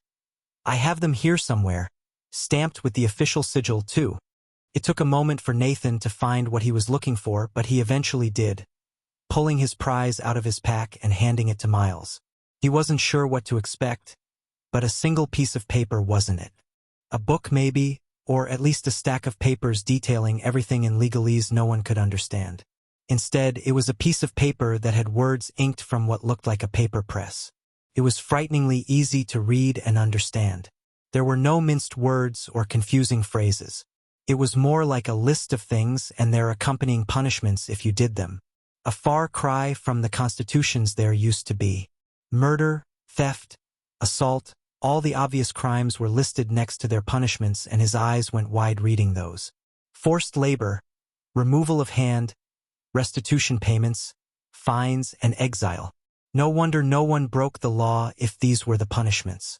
The death penalty was even on the list. It wasn't listed often and only followed the heinous crimes, but the fact they so openly stated it was alarming. The death penalty? Miles whispered. Nathan flinched but didn't show the alarm that Miles felt inside. Nasty business that. I felt much the same way when I read it, but I've come around since then. It sounded like Nathan was speaking from experience. You've seen it. Nathan nodded solemnly. There's only been one, and nearly everyone was there. Everyone in the city heard about what happened and came out to watch. Some wish they hadn't. Miles couldn't help but find himself curious. What happened? It wasn't that long ago, actually. Some hotshot among the groups traveling sauntered in like he owned the place, not caring for the rules. thinking his high level made him better than everyone else. He ambushed a team coming back from the dungeon, killed all but one, and looted the bodies. Nathan spat off the cart in disgust. He thought that since he did it outside the city, he would be fine, and that the people in charge wouldn't care. Nathan looked Miles in the eye. He was wrong. The bodies were found and the survivor was brought back and healed. With the crime reported, the guards were sent out to figure out what happened. They had the survivor's testimony, but they investigated to make sure he was telling the truth. They confirmed the man's story and sent out the trackers. The trackers followed his trail back into the city. It wasn't hard to find him after that. The prick wasn't even hiding and was found wearing the dead team's gear. The trial was short and he was found guilty of 3 counts of premeditated murder. Nathan finished. Miles looked through the list in his hand for premeditated murder. It was listed under murder with all the various levels of severities. Premeditated murder, death. Nathan let out a dark chuckle. After he was sentenced to death, he ranted and raved, defending himself, spewing all kinds of hate, saying he was in the right and that those he killed and stole from were weak, that they didn't deserve the gear they had. Everyone watching was stunned, first at what he said, then at what he did next. Miles expected to hear that he went wild, attacking anyone that came close. He demanded a trial by combat. A trial by combat? Miles sputtered. There was no way that was a thing. Nathan shattered that thought with his next words. And the city lord granted it. Miles was incredulous and couldn't keep his expression neutral. Once you live here long enough, you'll come to understand. The city lord has what some would call a warped sense of honor. No one talks about it openly, but it's well known. The prick demanded it because he knew it would be granted. Even knowing how the story ended, Miles couldn't help but feel his anticipation rising for the conclusion. Without warning, he pulled a dagger and charged. He flashed forward so fast I couldn't even keep up and most people couldn't. His dagger lit up with a skill and he appeared before the city lord in an instant. The city lord didn't even have his weapon with him, but it ended up not matching. He punched the man so hard that his chest caved in and lungs collapsed. It all happened so fast the crowd wasn't sure what happened. Everyone held their breath after the man's charge and didn't let it out until gurgled choking sounds was all that could be heard. The man died choking on his own blood. Chapter 217, The City of Frostheim. Miles Kant. Point of view. Hearing the gruesome end of the story, Miles didn't feel as disgusted as he'd thought he'd be. He imagined that after hearing of the enforcement of the death penalty, he would have been more aggrieved, should have been more aggrieved, but he wasn't. What he'd gone through, what everyone had gone through, had changed who they were, and that change was most obvious in what he was feeling now. After hearing the story, and the actions of the man leading up to his death, he didn't feel anything except justification. Like it was only right that he was killed. Miles wasn't sure if it was a good thing or not that he felt this way. Still, with Nathan finishing up the story, he digested what he'd heard. When first reading over the laws, worry spiked, but they didn't seem that bad in comparison. His fear of the leader being a dictator or tyrant was still there, but it had subsided after learning more. He'd seen enough people with power abuse it that worrying about that would never fully go away, but at least this man had a code. He'd have to learn the extent of it before judging it good or bad, but his initial impression wasn't horrible. How far away from the city are we? Miles asked. It had been a day or two after the story and his travel fatigue was reaching new heights. He couldn't wait until he could get off the cart for the last time. His ass would be sore for weeks. Not that much further. A few days depending on the weather. If it snows, a week or two, Nathan said offhandedly. Miles desperately wished for it not to snow, eyeing the gray cloud cover overhead suspiciously. The first time the trip was made took over a month. Their group was larger and there wasn't a path to follow back then. Now the journey's been cut down to 2.5 weeks, Nathan said. The cleared trees saved most of it. When they finally get around to adding a road, it should be even shorter. While he was grateful the trip had been shortened, it was still much too long. He wanted cars. Miles wouldn't even wish for teleporters or something else magical. just for bringing cars back. After spending 2 weeks riding beside the man, he and Nathan had grown accustomed to one another. Miles was less suspicious and open to talking now than he was before. Nathan picked up on it and broached topics he hadn't before. "You got work lined up in the city already? I should warn you that if you're looking to freeload, they'll kick you out," Nathan warned. "No, nothing like that." Even back home, he'd never been a freeloader. It was an affront to his pride. "I've got enough to get on my feet saved up. Depending on costs, it should last until I figure something out." Nathan looked surprised. "Oh, I took you for one of the recruited." "Recruited?" Miles asked. "Didn't you hear the offer when they came to advertise Frostheim?" Miles shook his head. "I heard of the city from a friend. I don't know anything about an offer." Friend was a dubious term for who told him, but he wasn't going to get into that right now. Or ever if he could help it. "Oh, it's not that complicated. The city needs workers and is offering a reward for specific ones. The reward depends on the profession you have, but most are good enough that people join up." Hearing they were recruiting workers was unsurprising, but he couldn't help but regret his decision of profession once again. He'd picked it in the tutorial without knowing the situation he'd be returned to. It had been nearly useless and caused him to lose out on the little opportunities there were back home. Nathan mistook his disappointment for something else. "Don't worry if you don't have a profession. Many didn't manage to get them in their tutorial for one reason or another. If you agree to their terms, they have trainers that can get the one you want. There are some even selling their services in the city as trainers. They charge coin up front for it though, so it's a bit on the expensive side and it's not guaranteed by the city. I have a list of what they're looking for if you're interested." "I have a profession." Miles defended himself. He wasn't like the slackers who didn't make use of the tutorial. Those usually died quickly, unable to adapt to the change. "Oh, even then, they'll pay you if you're willing to change it.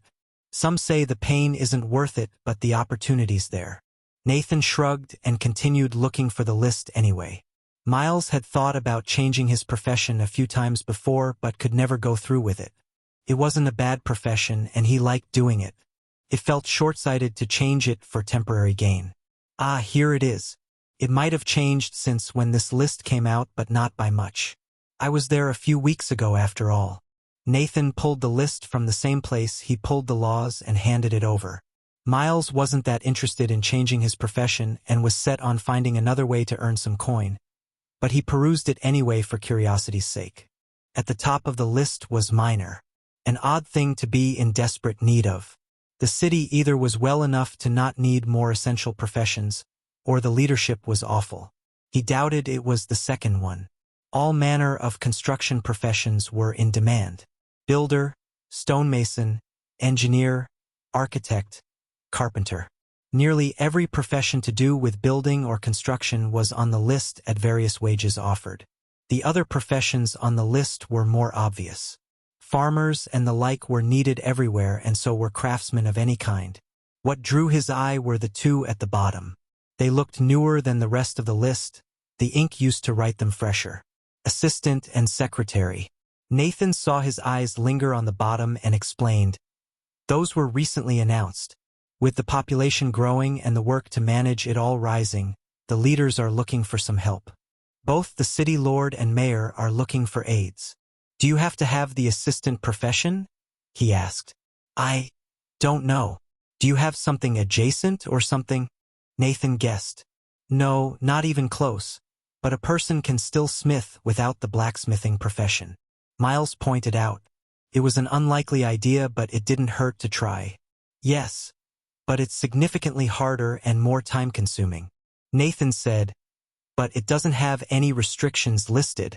His voice trailed off at the end and he shook his head. While professions helped and made everything easier in their field, it wasn't a requirement. A non-smith could still create weapons and armor. A non-alchemist could still brew potions. You didn't have the aid of the skill and had to figure everything out from scratch. But it was possible. If nothing else, he would get shot down and have to find work elsewhere. The pay was enough that he'd make a killing, but that wasn't why he wanted the job. He would do it unpaid if he could and instead receive something else for his time. What would the instruction of the city lord be worth if he could get taught by him? He got excited thinking about it, even as outlandish as it was. It doesn't hurt to try. Thankfully, the clouds blessed them and the snow held off. Their trip ended 2 days later, right on schedule. Miles was thankful for it too, because he wasn't sure how many more dull days of riding in the cart he could take. He was trying to sleep away the time when Nathan interrupted his nap. "Come up here, kid, you'll want to see this," he hollered. Grumbling and upset, he hopped out and made his way to the front. With stats involved, the cart didn't even have to stop while he switched positions. "See what? All I see are more trees," he grumbled. Nathan said nothing. Miles could see there was a gap in the forest up ahead, but not much further than that. The canopies overlapped enough that seeing anything further would have to wait until they exited the tree line. Even as bare as they were without any leaves, there were enough branches to block his view. Restraining himself from complaining more, he waited patiently. What his eyes saw when the path opened up made him suck in air. No, there wasn't. It was unreal. He knew something like this hadn't been here before. He lived in Canada, and he knew for a fact there were no castles anywhere near here. He doubted there were castles this large anywhere. It was huge. The walls alone were enough to take his breath away. They towered over the ground at nearly 40 feet in the air, with the ramparts extending even further and the spaced-out towers growing even higher than that. Every settlement, or what could generously be called a settlement, he'd seen since the change was a hodgepodge of construction. His home had rickety wooden walls, hastily built to keep the beasts at bay, half held together with packed mud. The fort's walls were more sturdy, and at least looked sturdy enough to take a charge, but this was something entirely different. It looked like it was pulled straight out of someone's fantasies. You could give Miles 100 years, and he wasn't sure he'd make it through. It wasn't just the thick stone and tall walls that made it feel pointless to try. There was something else pushing that thought on him. Like every giant stone brick used in its construction combined to impress upon him their unyieldingness. Is that an enchantment? To make it feel hopeless to siege? Psychological effect? Miles wasn't sure why they would waste resources on something like that, but it certainly worked. Just looking at it felt indestructible. He knew for certain that nothing he did would affect the stone. Even his strongest skill wouldn't leave a scratch. "That's the look I was waiting for." Nathan laughed heartily and slapped him on the back, drawing him out of his reverie. Miles hadn't known he was gawking until Nathan broke him out of it. "It's something of a game for us to see the newcomers' faces, and it never gets old." No wonder his answers were short when it came to describing the city. He wanted to see my reaction. He followed the curve of the walls in both directions until they ended abruptly. He expected the entire city to be encircled, but the walls only protected half in a giant semicircle. It wasn't until he looked closer that he realized why. The walls ended at the edge of a cliff. There wasn't land to protect on the other side, as the city was built butted up against the edge. The walls blocked most of his view of what stood behind, but he could see the castle itself poking over top of them and reaching higher in the sky. It gave off the same feeling as the walls, but somehow it was even stronger.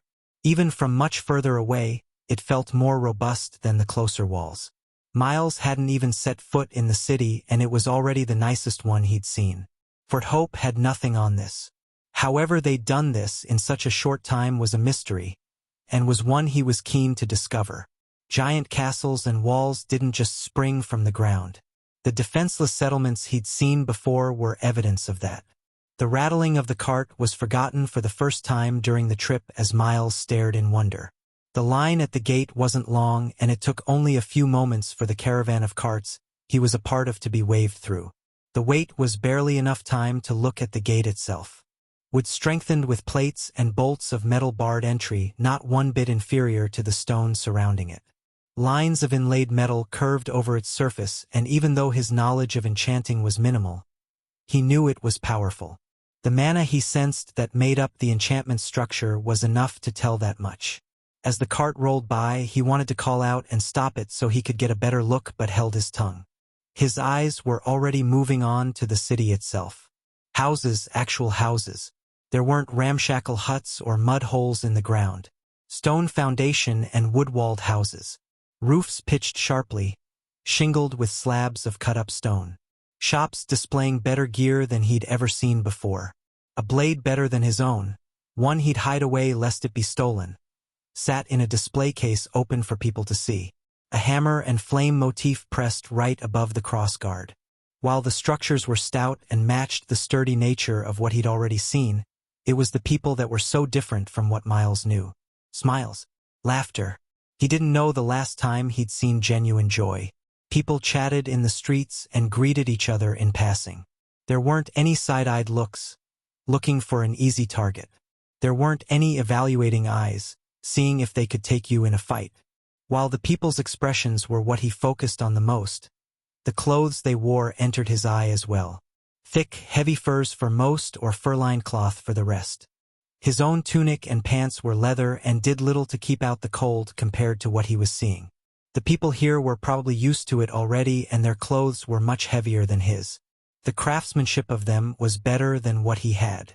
He hadn't replaced his wardrobe since the tutorial as nothing could come close to the protection store-bought items had. But he was mistaken. None of what he saw looked store-bought.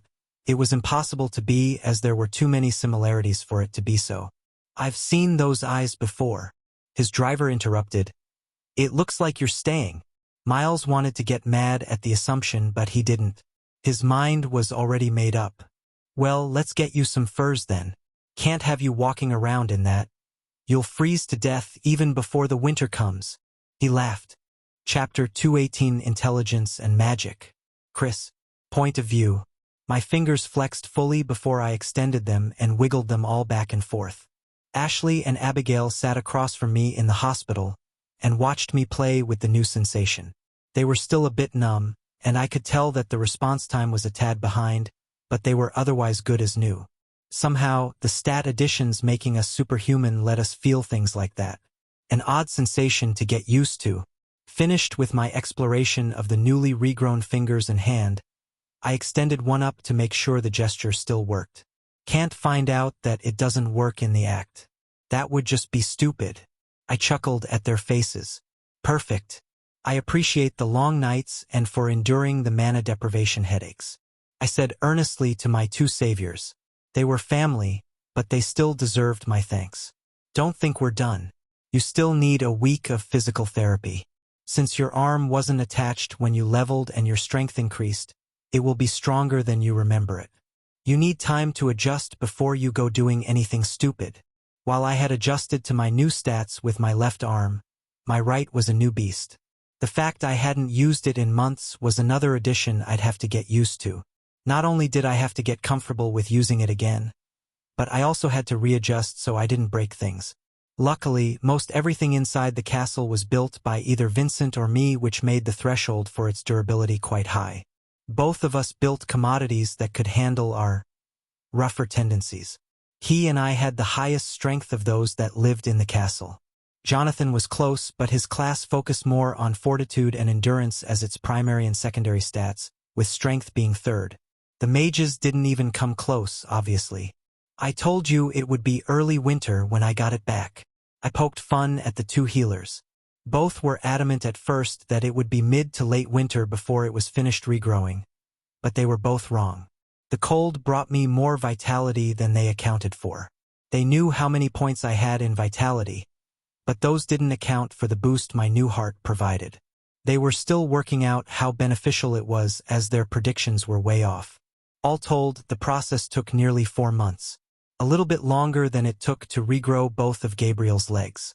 Making the insinuation that one of my arms was worth 2 of his legs caused him to fling icicles at me. It would have taken a lot longer if this was their first time doing so. Having practiced and gained experience from Gabriel, it went a lot smoother for me, even if there were some initial hiccups at first due to my stronger body.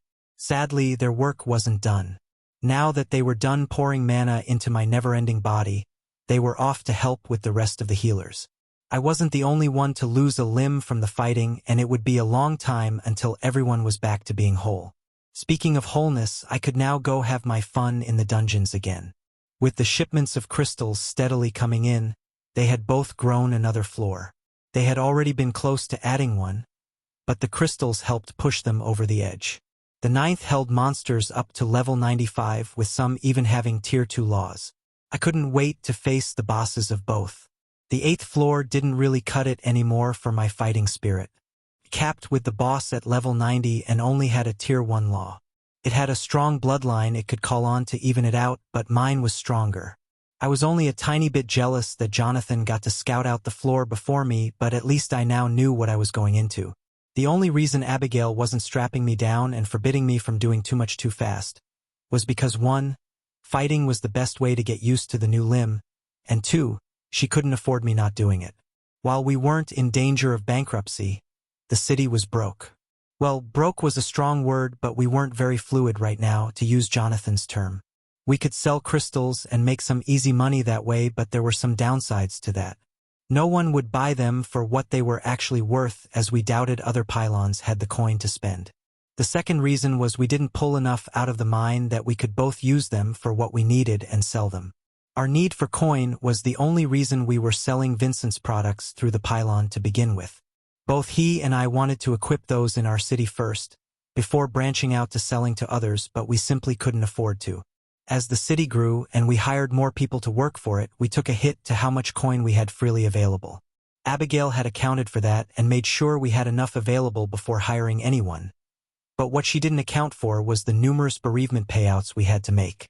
I had assured everyone that their families would be taken care of, and with the death toll we had, it was a rather large sum of money every month.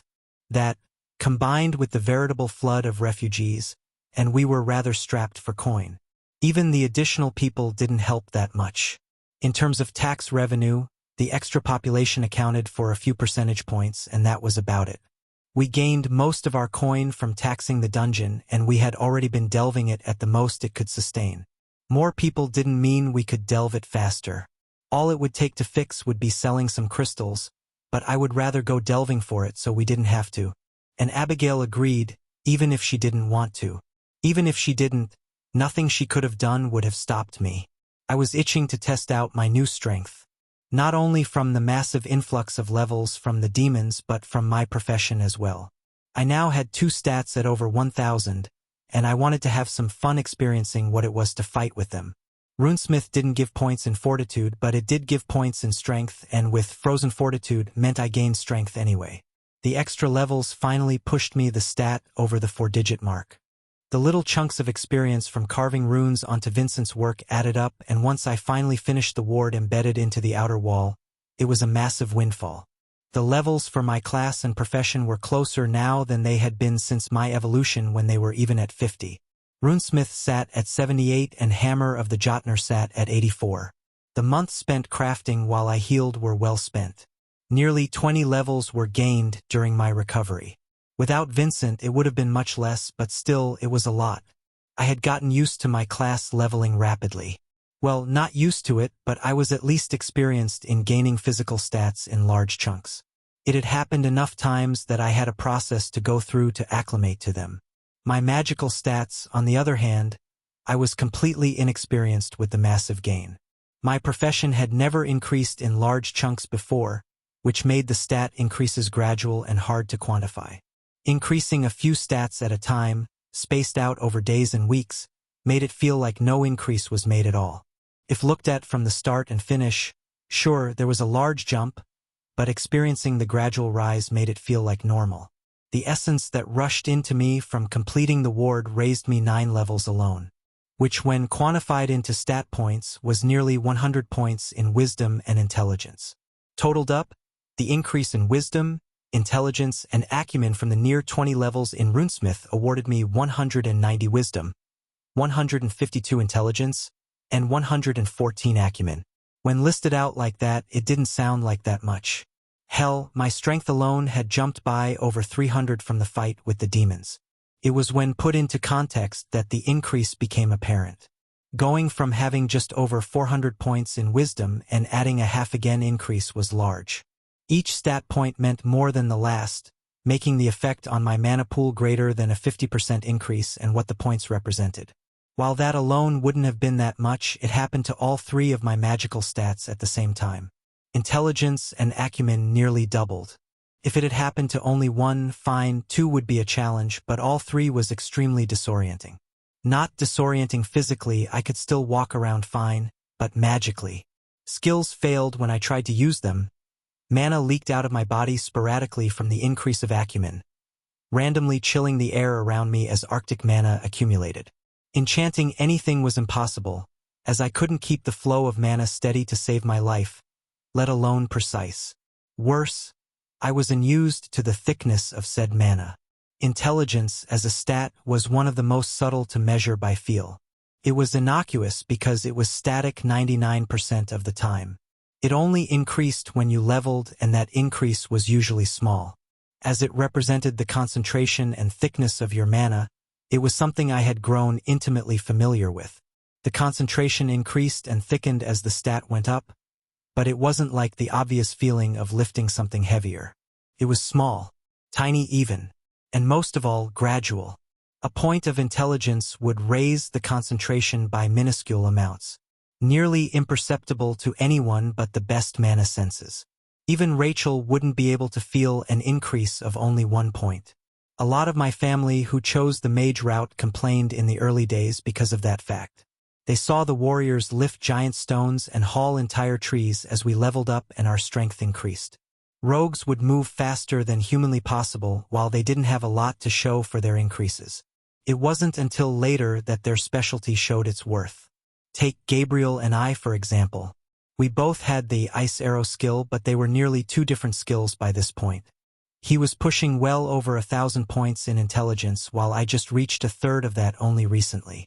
Both skills would create an arrow nearly a foot in length and an inch or two in diameter. The size of what would otherwise be a normal arrow. It was the density of the ice and the speed at which it flew that the changes showed. Mine was like getting shot out of a normal longbow. It flew fast, but not overly so, while packing a decent punch behind it. It would shatter against anything too tough, but it would otherwise penetrate like a normal arrow would. Gabriel's was like getting launched out of a compound bow set to the maximum draw strength. It flew at speeds mine couldn't hope to reach and would go through things mine would shatter against. There were ways I made up the difference, but nothing would beat sheer stat superiority when doing flat comparisons. My law, spirit, and affinity would all go into boosting the skill along with the skill rarity, but if all was the same, he would always overpower me in those kinds of spells. It was the main reason I didn't use it very often, as it only worked against monsters with weak bodies or if my aim was good enough to hit soft spots. And even with hitting soft spots, my typical foe was strong enough that even its weak points wouldn't get penetrated by an ice arrow. Gabriel liked to call skills that scaled with intelligence spells to differentiate them, but that was personal preference. Luckily, I only had 2 spells. Technically, I had more than 2, but only 2 were limited by my intelligence stat. Ice Arrow and Icy Bastion. Sweeping Snow, Desolate Blizzard, Permafrost, and a few others were technically spells, and increased in effect as intelligence grew, but they weren't limited in the same sense. To match what a higher intelligence stat would do, I could just use more mana. Those 3 skills specifically were mana hogs for that reason alone. Permafrost would have a greater effect the same way Ice Arrow did if my mana concentration was higher, but I could also just throw more mana into the skill for the same result. I couldn't do that with Ice Arrow. There was only a limited amount you could overcharge a skill before it would break. It had something to do with the underlying skill matrix, or at least that was what Gabriel claimed. Channeling spells got around that and was why my 2 domain skills, specifically, were so potent even though my intelligence was nowhere near an actual mage. Incidentally, that was the same reason hybrid classes with mage being 1/2 didn't fare so well. They just didn't have the amount of stat points necessary to both keep up physically, with either speed or strength, and magically. A Spellblade was usually an agility-based physical fighter. It didn't have to be and could choose strength or fortitude, but more often than not, their physical stat of choice was agility. To keep up with the speeds of other people and beasts of their level, they needed their agility to increase by an equal amount. This also meant they needed their perception to at least keep up by half that, or else the ratio between the 2 would cause problems. In addition to that, to keep up with the mana pool and spell strength of people at their level, they would need even more points dedicated to wisdom and intelligence. And, to cap it all off, if they wanted to recover their mana in any decent amount of time, they needed some acumen thrown in at the end. Not only did they need multiple different stats to scale like they were primary stats of a class, but they also needed 3 others to scale like they were secondary. Which was impossible unless you had epic, legendary, or mythic as your class rarity, and even then, it would make you average at multiple things and great at none of them. It would undoubtedly make you versatile in a fight, but sometimes not being great at one thing was its own weakness. The only hope to get back the edge stat-wise and be an elite, or someone that could be a champion in a fight, would be to have an equally rare profession that filled in the stats you needed. Doing double duty on agility and intelligence would push the stat to rival what rogues and mages had, but that was easier said than done. Even using the free points of your class and profession wouldn't work, as those would be needed to balance out the physical side to account for ratios. Strength would be needed to make sure you could move at the speeds agility demanded. Perception to see where you were going at those speeds. Fortitude so your body could handle it, endurance so you could do it for more than a few seconds, and vitality for the same reason that you needed acumen. It was just too much, at least in my opinion. I prided myself on having 3 stats above all others, and that was what made me so strong. My strength, fortitude, and endurance being so high was the reason I could do what I did. If I'd split that up among 4 or 5 different stats instead, I would probably be dead. Admittedly, my endurance wasn't where I wanted it to be and fell behind slightly, but my anchor made up for that. But that wasn't the point. I didn't need to think about the knockoff warriors right now. It was time to have some fun. Enough thoughts on boring stuff. My hammer was back, my body was back, and I was ready for some action. Chapter 219 Shackles. Austin. Point of view. He had gone and done it now. He'd truly fucked up. It was something he had experienced a blessed few times. One time when he crashed his first car. Rest in peace, Betsy. He was just driving along in the rain when a split second later, he was hydroplaning off the road and into a ditch. The car ended up totaled and he was in a world of pain, but it being one of the few times he feared for his life was much more memorable than the pain. Well, before fearing for his life became common practice. The tutorial had a few moments where he thought he wouldn't make it as well. Somehow he pulled through it all, but this was different. None of those feelings compared to what he was feeling now. Mitchell, his mother, and even Alice came down to help fight, but none of them expected what they had found. They were attacking the hive and it was not going well. The swarm of insects they'd faced before was nothing compared to the ones closer to the hive. Closer to the treasure. Everyone could feel it now. It was palpable in the air and Austin could taste the pressure it gave off. It smelled of rain and a summer storm. It made the air thick with water manna and the humidity it gave off made everything harder. He was drenched in sweat, much like everyone else, and it ran down his armor in rivers of salty water. After reaching the area, Marcus had initially been a pillar of power. As the group neared the center and the water manna thickened, his skills grew powerful and he was sending them out in waves. It felt like nothing could stop his advance, and for a second, Austin pictured Chris and his hammer fighting next to him, rather than Marcus and his glaive. It gave them a good initial headway into enemy territory and raised everyone's spirits. The fear in the air before they advanced was obvious, but seeing Marcus slaughter the bugs like it was nothing made everyone come around. Until a D-rank bug came and ended that advance abruptly. Austin didn't even know the swarm had a D-rank, let alone multiple. They kicked the hornet's nest and now they were facing the consequences. The speed with which the bugs over level 100 could move made it hard for even Austin to keep up, let alone anyone else. Marcus had been standing stout at the vanguard 1 second, and hurtling through the air with blood in his wake the next. Slicing through bugs with his blade, then being sliced through himself. Marcus had lost a hand, chopped off just below the elbow before he was sent flying. The emergence of the D-ranks sent everything into chaos and Austin couldn't afford to think about anyone else, let alone protect anyone else. Mitchell had retreated at some point. The trail of poisoned bugs lying dead on the ground was evidence of that. His power had grown since the last time Austin had seen him, and it was likely the only reason he made it out. Others were trapped fighting. He was trapped fighting. The split-second decision had cost him. The flicker of idea had spelled his doom. For others to make it out and fall back to the secondary fallback line, he had to stay. That much was clear. Marcus came to the same decision, and even with being less effective with one hand, he stood and did his best, even using his own blood as a weapon against any that came his way. His glaive whipped around him as fast as his one hand could propel it. Water danced around him and sliced through everything. The streams rotating around him, forming a miniature hurricane with the one-armed man at its center. Reminiscent of a one-man blizzard. Austin's spear stabbed out, piercing clean through another of the bugs before coming back coated in the greenish yellow of their blood, or whatever insects had for blood. His eyes sharpened, his body glowed, and heat rolled off him in waves.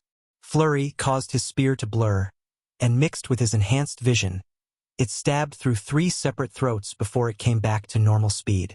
The throat was the easiest way to kill them. The narrow section of chitin where their head connected to the abdomen.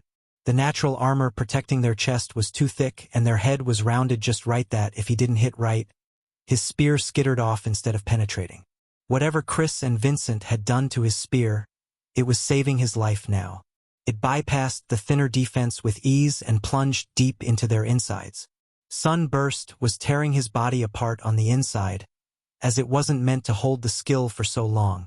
Not in conjunction with Burning Light, his upgraded boosting skill. His eyes caught sight of 4 of the flying enemies lining up, and he grinned savagely. Perfect.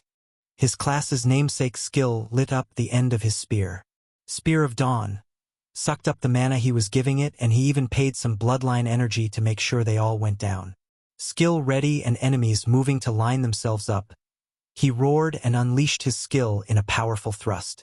Light burst from the end of his spear in a line, extending out and through the first insect before it could even burn. The light carried more than just luminescence, as it was based on both his laws. Fire and light. The second was both pierced and burned, while the third had its wings melted, causing it to drop from the sky. The fourth was injured, but still left fluttering in the air unsteadily. Fuck, I thought it would go through all of them. As he powered and launched his skill, the bugs he wasn't aiming at jumped on him. He knew it would happen and deemed it a worthy trade-off. Their scythe hands ripped at his armor and skin, tearing and rending what they could. He wanted to scream, but more than that, he wanted to rage. The feeling had built for a while now, but he hadn't known what it was. Now, with it dangerously close to the surface, he could feel its simmering anger for what it was. Pent-up aggression. It began building not long after arriving at Marcus's city. It was his continued frustration at being stymied. It was the constant stalling of what he wanted to do. He wanted to be free, to do what he wanted when he wanted. What was the point of all the power he had if he couldn't even do that? It made him mad and frustrated him to no end. And now, with ample targets and what would most likely be his last fight, he let it out. Stabbing through another bug, he felt the essence rush into him but dismissed it as he spun his weapon around to do it again. And again. And again. With endless enemies to kill, he lost himself in battle. It was kill or be killed, and he sure as hell wasn't going down quietly. There was so much he still wanted to see. So much he still wanted to experience. They were told and lectured of all the possible worlds out there, and he was about to die without seeing any of them. Left to live and die on the planet he was born on. The tutorial didn't count, as that was all conjured, as insane as that sounded. Something in him rebelled at the thought. Wanted to revolt at the mere insinuation that he'd be forced to miss out on adventure. It was the same part of him he'd been trying to coax out. The hiding power he wished to finally grasp firmly in both hands and wield as his own. He'd seen Chris do it. Seen Jonathan do it. And he wished with everything he had to do it too. It was poetic that the one time the feeling poked its head out of its shell, he wasn't in a position to do anything about it. If he diverted his attention now, he would be finished. Solar ray ripped through the nearest insects, but more filled the hole. A stab to his back sent him stumbling, and another stab capitalized on his error. The feeling pulsed again indignantly. Austin chuckled ruefully, blood leaking down his chin.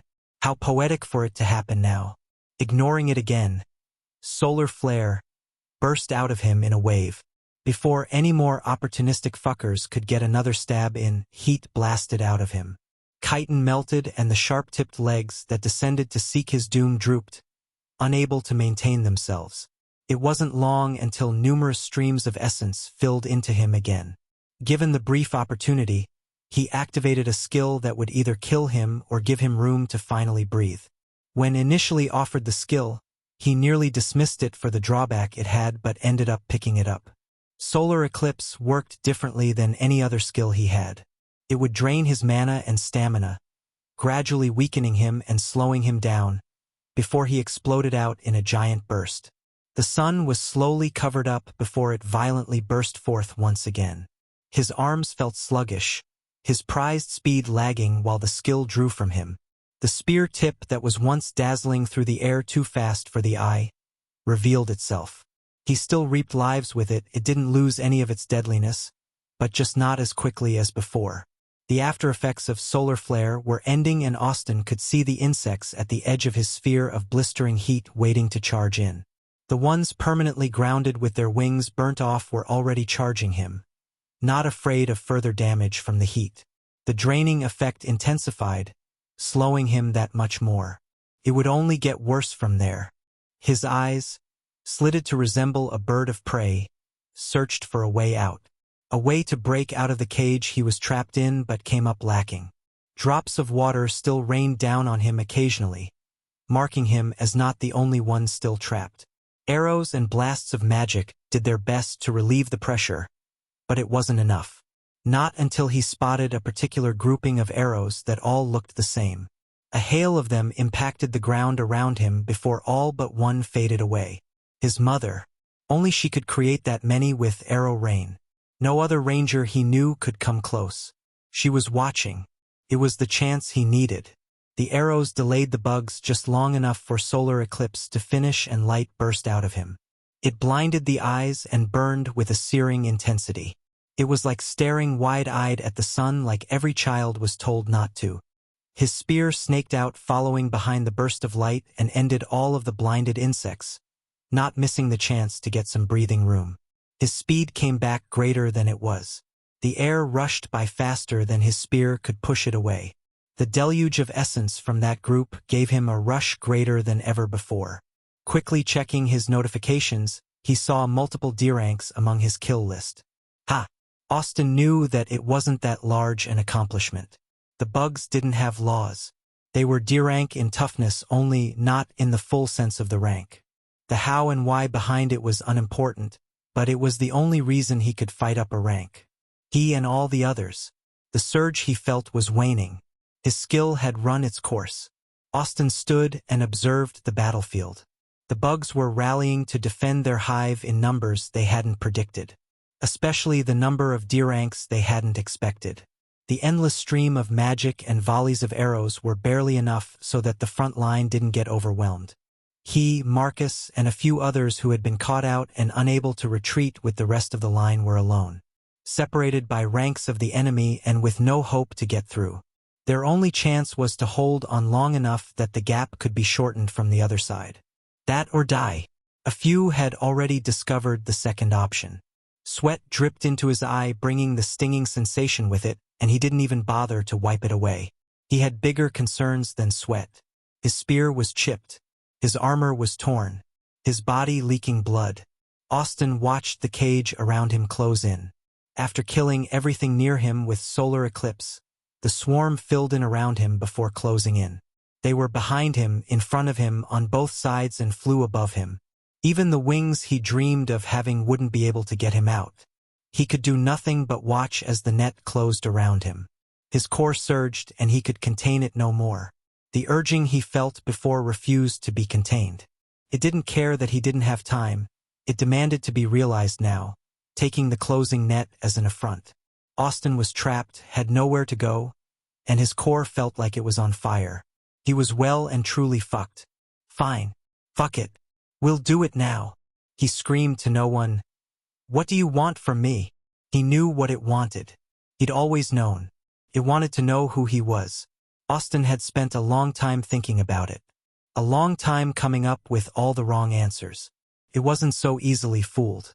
It was the core of his being. He couldn't dilute it like he could his brain. It didn't want what he thought was cool. It didn't want what wished the answer was. It wanted the bare truth. He wasn't a bulwark like Jonathan. He wasn't a warrior like Christopher. Austin was a slacker. He'd run from responsibility at every opportunity. His father had lectured him many times on the topic. What his father saw as slacking, he saw differently. Austin was free-spirited. He was adventurous. But most of all, he refused to be tied down. The power shifted, moving on to demand something else. It demanded an anchor. All the many possibilities flooded his brain. The cool phrases he had thought up during his journey, but he knew they weren't right. They weren't the perfect match he was looking for. It just wasn't until now that he realized what it was. He'd spent so long being tied down with his family. He stayed with them through everything, even when he wanted to do anything, but when finally given the chance to finally explore, he was tied down once again. He ended up trading one shackle for another. Watching the latest shackle, one made from ichor and chitin, tighten around him, he knew out of everything else his anchor could do, he wanted it to help him be free. That idea of freedom resonated, but it wasn't all of it. It was half, but not the full picture. It was more than just freedom. He wanted to be unfettered. With that, the power surged and his anchor was accepted. With no one around to hear his shout, he yelled it to the world, finally forming what had eluded him for so long. Formed with a mixture of the idea of being free and the phrase that slotted in perfectly. Unfettered light. Chapter 220. Second Sun. Austin. Point of view. A second sun exploded into existence on his shout, and he could feel the power coursing through him. It was a high he'd never experienced before, and it was enough to wash away the onset of his fatigue. It didn't restore his spent energies, but it made him forget about the tiredness. The rush and feeling wiped away even the smothering humidity and sticky heat they had been fighting through like the sun cutting through fog. It was more than just power that ran through him, but freedom. His eyes, still enhanced with his bloodline, scanned the net of insects around him, and openings he couldn't exploit before were now child's play to slip through. His feet drank in his spirit, and with 3 quick steps he was out of the encasement. Free once more. It was time for him to truly shine now.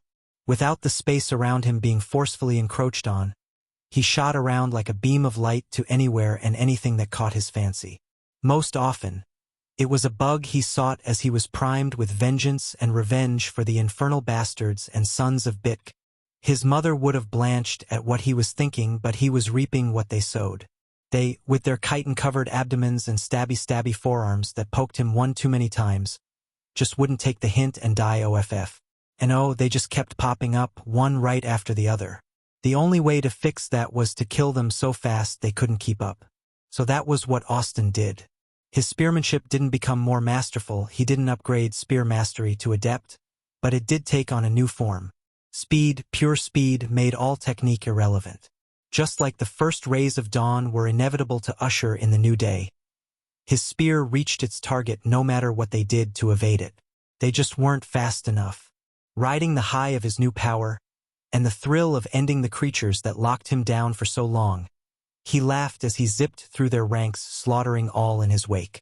They tried to surround him, to contain him, but they couldn't. How could they tie something down that was unfettered? The speed came at a cost, and just like Chris couldn't use his spirit to stay standing forever, Austin couldn't sustain the speed he was moving at now, but it was enough to free up the others.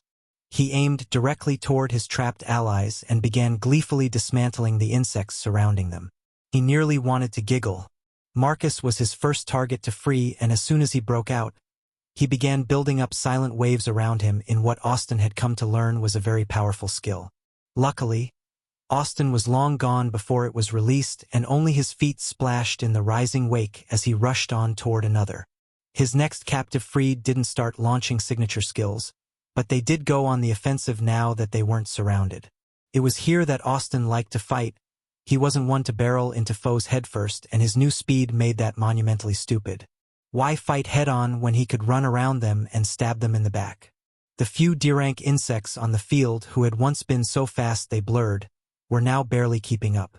It took more energy to go that fast, but he didn't have to sustain it for long. He could drop down to a more normal speed after they had a spear through their bodies, tearing their head from the rest of them. The best part was that his abilities could keep up. If he were Chris or Jonathan or even Marcus, they wouldn't be able to use their skills while moving at such speeds because they physically couldn't. If Austin tried to launch icicles at the speed he was going, his spear would arrive long before the ice traveled that far, but light was different. Nothing was faster than light, and his skills were the same as they ever were, no matter how fast he was going. After freeing the last captive and their front line reforming, it was the beginning of the end for the bugs. The tide had turned, and once that happened, there was no turning it back. Marcus would make sure of that. When Austin first met the man, he reminded him of Chris, and seeing the way he fought only made the resemblance closer. They both approached battle the same, with unwavering conviction and the unstoppable momentum to always move forward. Once the enemy was on the back foot, they pressed on unceasingly until they were dead. Chris did it one bloody step at a time in an inescapable march of death with his hammer. Marcus did it differently. It was like he knew when the tide of battle was in their favor and pressed on with it at his back, somehow drawing power from that fact and using it like it belonged to him. If Austin hadn't noticed his power grow stronger as they pressed on and conquered the 3 dungeons himself, he would have claimed that was impossible, but he had, and he was seeing it again for the 4th time. Fire raged ahead of him in intense flames from someone's spell, but Austin didn't alter his course. Heat took time to transfer, and he would be through the fire quicker than it could burn him, especially with his resistance against it. Rachel, no, Clarissa rained down fire like an angry god, smiting all before her. It was so intense he'd mistaken her as Rachel for a second. The heat in her flame didn't carry the dragon might, but they had something else stoking them hotter. Hot enough for Austin to be wary, at least before he could speed through. Now he charged through with his spearhead leading as he skewered a line of bugs, 1 with his physical weapon, and 2 more with the light that shot out of it. Solar Beam was a favorite of his ever since he upgraded it from Light Beam. The way it mixed both his elements was a beauty to behold. The light was so intense it carried a heat of its own. But that was only the start. The skill had its own searing intensity following in its wake. Being able to move faster and see clearer, Austin noticed that those 2 aspects weren't in perfect sync. The light would hit first and the heat would come second. It was a flaw in the skill, one that now he knew it was there bugged him. He hadn't seen it before as it always seemed to hit at the same time. Light and heat, but now that illusion was broken and he couldn't go back to not knowing. It took him longer to admit to figure out why. His light law was tier 2. His fire law was tier 1. While he usually pumped both his laws into his solar skills equally, the difference in power caused an imbalance. He'd fixed it, evened out how much he used each so they were equal again, but that only masked the problem, not solved it. The tier difference couldn't be solved as easily as using them at different strengths. If he could ferry the heat attached to the light? No, that doesn't work. Clicked. Light carried energy already. All he had to do was intensify it, and then it would carry its own heat and didn't need a separate wave of it. He had been trying to treat them as 2 different entities, shoving both his laws into the skill to enhance separate aspects, when they were one in the same. Heat was energy and light was its transportation. He gained his fire law initially on the concept of combustion.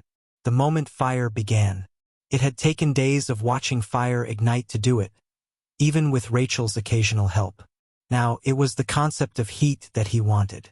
Not flame, burning, searing, or any of the other after effects of heat, but the cause itself. The conversion from light's energy into heat was what he sought and, like his anchor, he achieved it. Law upgraded. Least law of fire - lesser law of fire. Ha ha ha. He couldn't hold his laughter in now. Everything was coming up Austin today. After so long of reaching out and achieving nothing, it was finally time to take in the harvest. Nothing stood a chance after that. Numbers didn't matter in the face of both speed and power. Having an army at his back was only the kicker. Channeling his inner Chris, he went to work. 1 man versus an army. The fight was long, but it was pretty much over once they regrouped. Even if he hadn't achieved the power-up he had, they still would have won. They just did it quicker. A lot quicker. And with a lot fewer deaths. Marcus commanded the attack masterfully, not letting up the pressure which only made the tide worse. Austin, after dealing with the entrapping bugs, sought out the Deeranks and quickly dismantled them before they could attack the rest of the army. His mother rained down death from above until she ran out of arrows. Fires raged until Clarissa ran out of mana. It took a few hours to march down the center, slaughtering all in their wake. But they did it. The queen wasn't even challenging. It was solely dedicated to reproducing the swarm and had the combat abilities of peak E-rank, even though it was the highest level of them all. Marcus gave Austin the honors, and he received a giant chunk of essence because of it. But the main thing, and the biggest thing he was excited for, was the feeling urging him from his profession finally let up. He reached the center and gazed at what had been urging him all this time and nearly cursed. He knew it was going to be a water treasure. The thick water mana made that obvious, but he was hoping to claim it as his prize for helping. It would take some concessions from him, most likely calling on Chris to help with payment, but he planned to come home prize in hand, but he couldn't. The fucking thing was immovable. Even if he offered up the whole world, he wouldn't be able to take it with him. Before he could start cursing again, Marcus saddled up next to him with a rare smile. The man had been all scowls and frowns during the fighting, and he rarely showed anything other than pensiveness while in his city. To see him with a smile creeped Austin out. It didn't suit him. "I don't think I could have given that up," he said ruefully. "If you'd asked for it as payment, I wouldn't have been able to do it." Another reason Marcus reminded him of Chris, he was terribly blunt. "Well, it isn't like I can ask for it. Now I need to figure out what to take instead," Austin muttered. While he thought the treasure was cool, it didn't seem that impressive to him. The fact he couldn't take it with him had ruined any excitement he felt. Not that he couldn't move it, he most certainly could, but it would destroy what he'd taken so long to seek out. The natural treasure wasn't something you could pull out and carry with you. It was intrinsically tied to the area, and once it was removed, it would be worthless. He was lucky his mother wasn't around to hear the storm he cursed up when he saw it. It wasn't until Marcus put a name to the treasure that he could curse it rightly. It was the heart of a river's origin. Calling what he was looking at a heart was a bit of a misnomer. It wasn't made of flesh and blood, but stone instead. Honestly, it looked more like a stone or gem than a heart. It was about the size of his head and was anchored into where the creek just started becoming big enough to be considered a river. It was odd to think that the piddly flow that was barely a stream would later turn into the monstrosity of raging water down the line called the Mississippi, but it somehow did. And it was one of the biggest rivers in the world to boot. Everyone came to gaze on the item that was creating so much pressure, and it was a sight to have so many people staring down at what could generously be called a budding stream. Before, without stats, it would have been risky to try and cross. Now, it wasn't worth the thought. Austin could jump over to the other side. Considering Marcus' bluntness and the fact he wasn't the type to go back on his work without good reason, it confused Austin slightly. "It doesn't seem that special to me," Austin said. Sure, it was a fountain of water mana, and it was some of the purest water mana he'd ever felt, but it wasn't that valuable. He'd be excited for a solar treasure of similar nature, but not that excited. Marcus looked at him oddly. "You don't feel it?" he snorted. "Feel what?" "The pressure dash." "No, not the pressure," Marcus interrupted and took a deep breath, funneling the water mana in through his nose. "The calling." Austin scrunched his eyebrows. "It's like it resonates with my soul. All my body wants to do right now is jump down there and bask in it," Marcus said as his gaze turned hungry. Austin felt nothing like that. "Maybe you have to have a water affinity to feel it? You know, my family has a lot of water affinity users in it." "We could dash," Austin began before Marcus waved him off. "They've already negotiated for whatever the treasure may be." "What? When? I didn't get any letters about it," Austin challenged, affronted. For the first time, Marcus looked unsettled. "The woman who runs your city can be persistent." "Ha!" Austin laughed out loud, a genuine belly laugh from the description. "Persistent doesn't even begin to describe Abigail. Let me tell you, one time when I was 11, she chased me for 4 blocks because it would be dark before Austin ran out of stories to tell about Abigail being persistent. End of chapter 220.